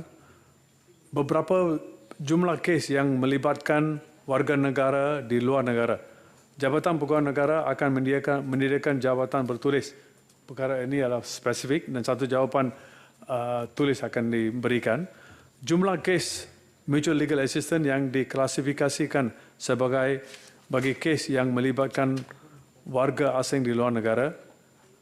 Bentuk kerjasama yang pernah dijalankan oleh SPRM dan PDRM bagi kes-kes yang disiasat melibatkan warga negara asing di negara ini dan apakah kes yang memerlukan waran penggedalahan 36/2/B/1. Perkara-perkara yang dibangkit yang khusus itu akan diberi jawapan tulis. Kepada waran itu, waran adalah terpakai dalam situasi tersebut apabila terdapat reasonable grounds bahawa orang yang dimaksudkan dalam permintaan terlibat kesalahan jenayah berat asing. Apabila terdapat reasonable ground untuk mempercayai bahawa benda yang berhubungan dengan permintaan adalah penting dan tidak tertakluk kepada legal privilege dan mahkamah berpuas hati ia tidak berlanggaran dengan kepentingan awam untuk waran tersebut dikeluarkan. Senator Tuan Abun Sway Anit. Perkara yang dibangkitkan sama ada bantuan daripada negara asing seperti Taiwan, Hong Kong boleh dilaksanakan sekiranya terdapat kesalahan jenayah berkaitan skam yang dilakukan daripada Malaysia?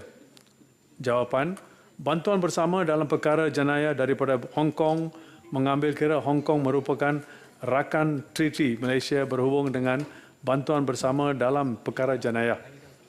Oleh yang demikian, sekiranya permintaan diterima daripada Hong Kong, pertimbangan diberikan tertakluk kepada pemantauan kehendak Akta 621 dan treaty tersebut. Sama juga dengan negara-negara lain yang ada treaty dan sebagainya. Senator Tuan Abun Swee Anyit, bagaimana Akta 621 soalannya dilaksanakan dengan negara-negara yang kita tidak hubungan diplomatik? Pada lazimnya, akta ini boleh digunakan pakai sekiranya negara-negara yang terlibat merupakan negara yang berada di bawah takfiran prescribed foreign state. Akta ini tidak terpakai sekiranya negara tersebut tiada hubungan diplomatik dan tidak termasuk di bawah takfiran prescribed foreign state. Datuk Yang Bertuah, ini adalah jawapan-jawapan yang saya boleh diberi. Jawapan-jawapan yang lain, yang khusus dan sebagainya, jawapan yang belum diberi hari ini akan diberi secara tertulis. Terima kasih. Terima kasih Wakil Menteri. Ahli yang berhormat, sekarang saya kemukakan masalah kepada majlis untuk diputuskan. Masalahnya adalah bahawa rang undang-undang ini dibacakan kali kedua sekarang. Ahli yang berhormat yang bersetuju kata bersetuju. Yang tidak kata tidak. Lebih suara yang bersetuju. Rang undang-undang ini dibacakan kali kedua sekarang. Seterusnya. Rang undang-undang bernama suatu akta untuk meminda Akta Bantuan Bersama dalam Perkara Jenayah 2002. Majlis dalam jawatankuasa.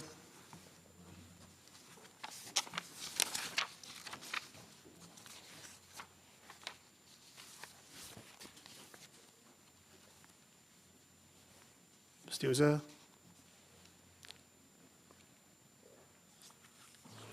Fasal-fasal 1 hingga 13. Fasal-fasal 1 hingga 13 jadi sebahagian daripada rang undang-undang. Ada ahli nak berbahas? Kalau tak ada, Wakil Menteri. Datuk yang dipersilakan pengerusi, saya mohon mencadangkan iaitu rang undang-undang ini dimaklumkan kepada majlis sekarang. Ahli yang berhormat, masalahnya adalah bahawa rang undang-undang ini dimaklumkan kepada majlis sekarang. Ahli-ahli yang bersetuju kata bersetuju, yang tidak kata tidak. Tidak ada. Majlis lebih suara bersetuju, majlis bersidang semula sebagai majlis mesyuarat.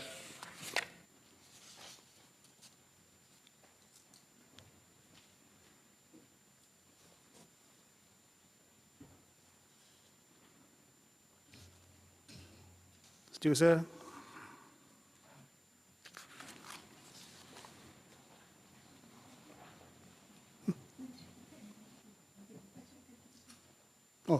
Tak maaf. Menteri. Tak apa. Datuk Yang Bertuah, saya mohon memaklumkan bahawa rang undang-undang bernama suatu akta untuk meminda Akta Bantuan Bersama dalam Perkara Jenayah 2002 telah ditimbangkan dalam jawatankuasa dan telah dipersetujukan tanpa pindaan. Saya mohon mencadangkan iaitu rang undang-undang ini dibacakan kali yang ketiga dan diluluskan sekarang. Ada siapa menyokong? Datuk Yang di-Pertua, saya pohon menyokong. Terima kasih. Masalahnya adalah bahawa rang undang-undang ini dibacakan kali ketiga dan diluluskan sekarang. Ahli-ahli yang berhormat, yang bersetuju kata bersetuju. Yang tidak kata tidak. Lebih suara yang bersetuju rang undang-undang ini dibacakan kali ketiga dan diluluskan sekarang. Setiausaha. Rang undang-undang bernama suatu akta untuk meminda Akta Bantuan Bersama dalam Perkara Jenayah 2002. Setiausaha. Teruskan. DR 37 Palang 2023. Rang Undang-Undang Lembaga Lebuh Raya Malaysia, Pemerbadanan Pindaan 2023, bacaan kali yang kedua. Dipersilakan Yang Berhormat Menteri. Datuk Yang Ketua, RUU Lembaga Lebuh Raya Pindaan 2023 adalah bertujuan untuk menyelaras, memperkemas dan mengukuhkan fungsi Lembaga Lebuh Raya LLM mengikut perkembangan dan keperluan terkini serta memberi kuasa pada LLM untuk menjana pendapatan. LLM merupakan salah sebuah agensi kerajaan di bawah Kementerian Kerja Raya yang ditubuhkan pada tahun 1980 di bawah Akta 231 Akta Lembaga Lebuh Raya Malaysia. LLM ditubuhkan sebagai sebuah badan berkanun yang bertanggungjawab untuk menyelia dan melaksanakan reka bentuk pembinaan, pengawal seliaan, pengendalian dan penyelenggaraan lebuh raya untuk mengenakan dan memungut tol, membuat kontrak dan peruntukan bagi perkara yang berkaitan dengannya. Semasa dasar penswastaan negara diperkenalkan pada tahun 1983, fungsi dan peranan LLM diperluas tanpa melibatkan pindaan kepada Akta 231. Pada November 1987, Akta 231 telah dipinda melibatkan penarikan semula kawalan dan pengurusan lebuh raya daripada LLM dan aspek tanggung rugi oleh kerajaan. Pindaan kali pertama ini tidak menyentuh fungsi LLM sebagai pengawal selia yang memantau pengurusan lebuh raya termasuk operasi tol dan penyelenggaraan. Dengan termeterinya perjanjian konsesi antara kerajaan dan syarikat konsesi, maka peranan LLM diperluaskan sebagai ejen kerajaan untuk mengawasi pelaksanaan tanggungjawab syarikat konsesi di bawah perjanjian konsesi. Pada masa kini, LLM ditanggungjawabkan untuk mengawal selia syarikat konsesi dalam urusan pembinaan, operasi dan penyelenggaraan serta naik taraf dan pelebaran lebuh raya sekaligus menjadi badan yang memantau operasi dan pengawasan tol. Setakat Mac 2024, LLM bertanggungjawab untuk mengawal selia dan memantau 33 lebuh raya yang beroperasi dengan jumlah panjang jajaran 2,115.56 km di Malaysia. Sehubungan dengan itu adalah kritikal untuk menambah baik fungsi dan bidang kuasa LLM dalam akta tubuhnya bagi memperkukuh peranan LLM sebagai sebuah badan pengawal selia yang mantap, cekap dan efisien. LLM pada masa kini menanggung kos pengoperasian dan pembangunan dari sumber dalaman tanpa bantuan peruntukan kerajaan. Ia turut menanggung kos yang semakin meningkat untuk membangun dan memantapkan lagi penyampaian kualiti perkhidmatan seperti pengoperasian pusat kawalan trafik selaras dengan revolusi industri 4.0. LLM perlu menjana pendapatan sendiri sekurang-kurangnya untuk mengimbuh balik kos bagi melaksanakan fungsi tanggungjawab dan kuasa LLM di bawah Akta 231. Datuk Yang Pertua, pindaan akta ini tidak akan memberi apa-apa implikasi keuangan kepada pihak kerajaan maupun pada kenaikan kadar tol yang telah dipersetujui dalam perjanjian konsesi antara kerajaan dan syarikat konsesi. Cadangan pindaan kepada Akta 231 melibatkan fasal seperti berikut. Fasal 1 mengandungi tajuk ringkas dan peruntukan mengenai permulaan kuasa akta yang cadangkan. Fasal 2 bertujuan untuk meminda tajuk panjang Akta 231 untuk mengeluarkan perkataan antara bandar bagi menggambarkan situasi semasa. Pada masa kini, jajaran lebuh raya yang dibina bukan sahaja menghubungkan antara bandar, bahkan dibina dalam bandar seperti lebuh raya bertingkat Sungai Besi Ulu Kelang dan lebuh raya Setiawangsa Pantai. Pasal 3 bertujuan untuk meminda Seksyen 2 Akta 231 untuk memasukkan takrifan baharu seperti takrifan Ketua Pengarah dan takrifan Menteri dan untuk meminda takrifan lebuh raya sedia ada. Takrifan lebuh raya dipinda bagi meluaskan skop lebuh raya dengan memasukkan lorong mendaki, lorong memotong, terowong, gantri, hentian sebelah, kemudahan sampingan dan ameniti. Pasal 4 bertujuan untuk meminda perenggan 41F Akta 231 yang berbangkit daripada takrif baharu Ketua Pengarah yang dimasukkan ke dalam Seksyen 2 Akta 231. Pasal 5 bertujuan untuk memasukkan Seksyen baharu 7A ke dalam Akta 231 untuk menghendaki penzahiran apa-apa kepentingan oleh anggota lembaga dan jawatan kuasanya. Pasal 6 bertujuan untuk meminda Seksyen 9 Akta 231 untuk memperuntukkan bahawa lembaga boleh melantik secara sementara mana-mana pihak lembaga untuk bertindak sebagai Ketua Pengarah bagi tempoh apabila jawatan tersebut kosong disebabkan persaraan, pertukaran atau meninggal dunia, apabila Ketua Pengarah tidak dapat hadir bertugas atas waktu kesihatan untuk satu tempoh yang panjang atau tiada di Malaysia, atau atas sebab lain Ketua Pengarah tidak dapat melaksanakan kewajipannya seperti menyambung pelajaran. Pasal 7 bertujuan untuk meminda Seksyen 11 Akta 231 bertujuan untuk memasukkan fungsi baharu lembaga yang antara lain untuk menasihati kerajaan persekutuan mengenai apa-apa perkara yang berhubungan dengan lebuh raya, untuk membentuk piawaian bagi lebuh raya seperti piawaian berkaitan pengurusan kemalangan dan kecemasan di lebuh raya, piawaian berkaitan sistem pengawasan dan kawasan lalu lintas, piawaian berkaitan sistem pungutan tol. Selain itu, Pasal 7A bertujuan untuk memasukkan fungsi baharu lembaga untuk mengenakan fee atau apa-apa charge lain bagi perkhidmatan yang diberikan oleh lembaga sebagaimana ditentukan oleh Menteri. Dalam melaksanakan fungsi dan kuasanya di bawah Akta 231, LLM memerlukan sumber keuangan untuk menampung pelbagai perbelanjaan termasuklah pengoperasian penyelenggaraan pusat pengurusan trafik untuk kerja-kerja pemantauan, mewujudkan pelbagai sistem bagi tujuan kecekapan pemantauan dan pelaporan, mengaudit peralatan tol dari segi ketepatan data trafik, memastikan pematuhan pelaksanaan obligasi oleh syarikat-syarikat konsesi, memproses permohonan untuk memberikan kelulusan berhubung perkara berkaitan lebuh raya, termasuklah menyediakan tenaga kerja bagi tujuan tersebut serta lain-lain perkhidmatan di bawah fungsi dan kuasanya. Oleh itu, fee dan charge yang dicadangkan adalah sebagai imbuhan balik kos kepada LLM dalam memberi perkhidmatannya dan diharap dapat menampung sebahagian belanja mengurus LLM. Subpasal 7B bertujuan untuk memberi lembaga kuasa untuk membuat peraturan-peraturan dengan kelulusan menteri mengenai perkara tertentu seperti tambahan kepada perkara sedia ada sebagai tambahan kepada perkara sedia ada yang dinyatakan dalam subsection 11.2 Akta 231.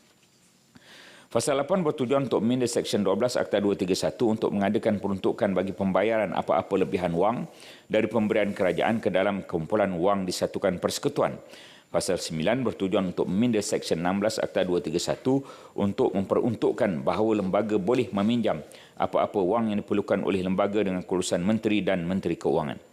Pasal 10 bertujuan untuk memasukkan Seksyen baharu 17A ke dalam Akta 231.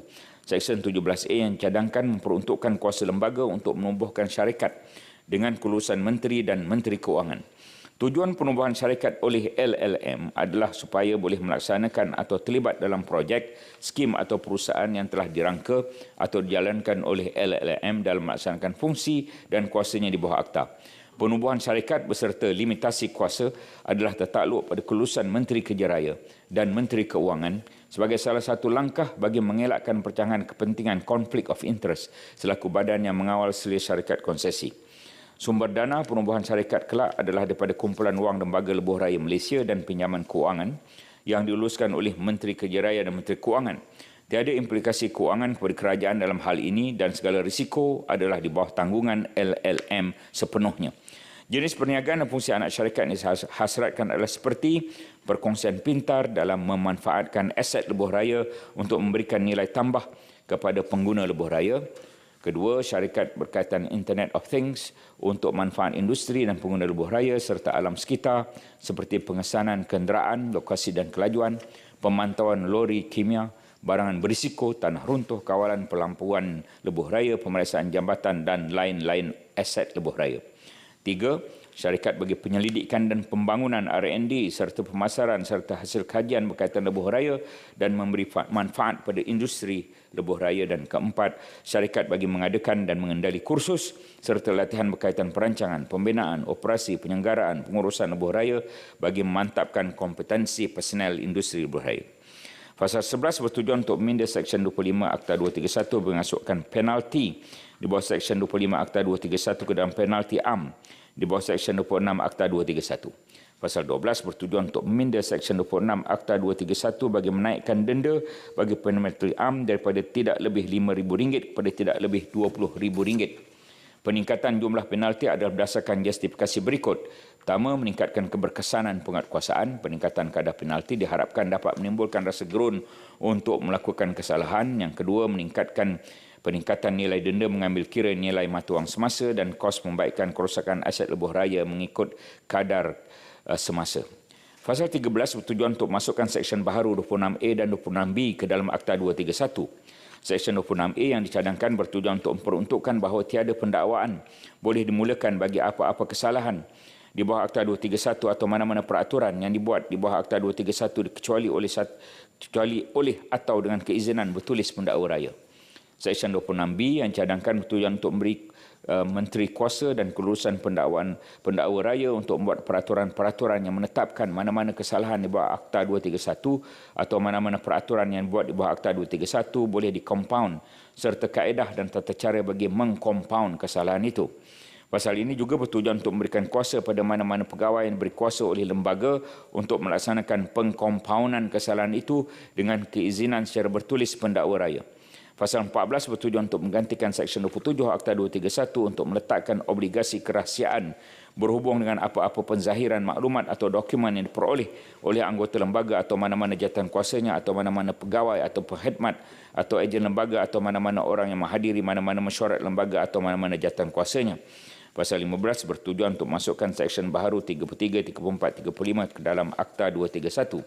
Seksyen 33 yang dicadangkan bertujuan untuk mengadakan peruntukan pelindungan lembaga, mana-mana anggota lembaga, anggota jawatankuasa, pegawai dan perkhidmat lembaga atau ejen lembaga terhadap guaman atau prosiding undang-undang berkenaan apa-apa perbuatan, kecuaian atau keingkaran yang dibuat dan ditinggalkan dengan suci hati.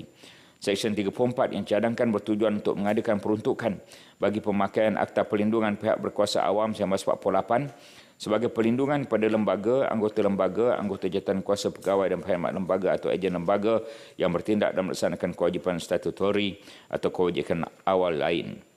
Seksyen 35 yang cadangkan bertujuan untuk memberi Menteri Kuasa untuk meminda jadual pada Akta 231. Pasal 16 bertujuan untuk meminda jadual kepada Akta 231 bagi menggantikan perkataan ahli pada anggota bagi maksud keselarasan. Untuk makluman ahli yang Dewan sekalian, undang-undang ini telah dibincangkan dalam mesyuarat jawatankuasa pilihan khas infrastruktur, pengangkutan dan komunikasi Parlimen ke-15 bilangan 10 tahun 2023 pada 22 November dan mesyuarat jawatankuasa pilihan khas semakan Undang-Undang Dewan Negara bilangan 3 tahun 2024 pada 13 Mac 2024. Justru saya berharap ahli yang berhormat sekalian dapat memberikan pertimbangan sewajarnya serta bersama-sama menyokong cadangan pindahan ini bagi memangkin perkembangan industri lebuh raya yang lebih moden dan inovatif. Datuk Yang Pertua, saya mohon mencadang. Terima kasih Yang Berhormat Timbalan Menteri. Ada sesiapa yang menyokong? Datuk Yang di-Pertua, saya pohon menyokong. Terima kasih. Ahli Yang Berhormat, masalah di hadapan majlis ialah suatu akta untuk memindah Akta Lembaga Lebuh Raya Malaysia Pemerbadanan 1980 dibacakan kali yang kedua sekarang dan terbuka untuk dibahaskan. Ahli-ahli yang berhormat, di hadapan saya ada seramai 3 orang ahli yang hendak berbahas. Maka saya membuat ketetapan bahawa masa yang diberikan sama juga 5 minit seorang. Dipersilakan Yang Berhormat Senator Tuan Philip Peter Tingom. Okey, terima kasih Datuk Yang di-Pertua kerana memberi peluang kepada saya membahas rang undang-undang Lembaga Lebuh Raya Malaysia Pembadanan Pindaan 2023. Kerana masa cemburu, saya akan terus ke fasa-fasa yang berkaitan di mana ada 1-2 perkara yang saya nak bangkitkan. Okey, sebelum itu saya ingin mengucapkan terima kasih kepada pihak kementerian dan pihak Timbalan Menteri kerana telah membentangkan satu rang undang-undang yang boleh dikatakan tepat pada masanya dan juga satu rang undang-undang yang dikatakan sebagai penambahbaikan kepada akta yang sedia ada. Okey, saya merujuk kepada fasa 10 bertujuan untuk memasukkan seksyen baru 17A ke dalam Akta 231 di mana seksyen 17A dicadangkan untuk memberi kuasa lembaga untuk menumbuhkan syarikat dengan kelulusan Menteri Kerja Raya dan Menteri Kewangan. Isu yang mungkin bangkit daripada fasa 10 dengan memasukkan seksyen ini adalah di mana LLM punya fokus dan objektif dia selama ini adalah untuk memberi perkhidmatan dari segi keselamatan kepada pengguna lebuh raya. Dengan adanya dengan memberi kuasa untuk menumbuhkan syarikat, lazimnya di Malaysia ini syarikat-syarikat yang ditubuhkan instead dengan izin membuat keuntungan tetapi membuat kerugian kepada badan-badan pembadanan yang diberi kuasa. Itu satu. Dan kedua lagi, bagi memastikan tabir urus syarikat-syarikat ini sangat mestilah ditabir dengan betul, dengan efisien. Saya sarankan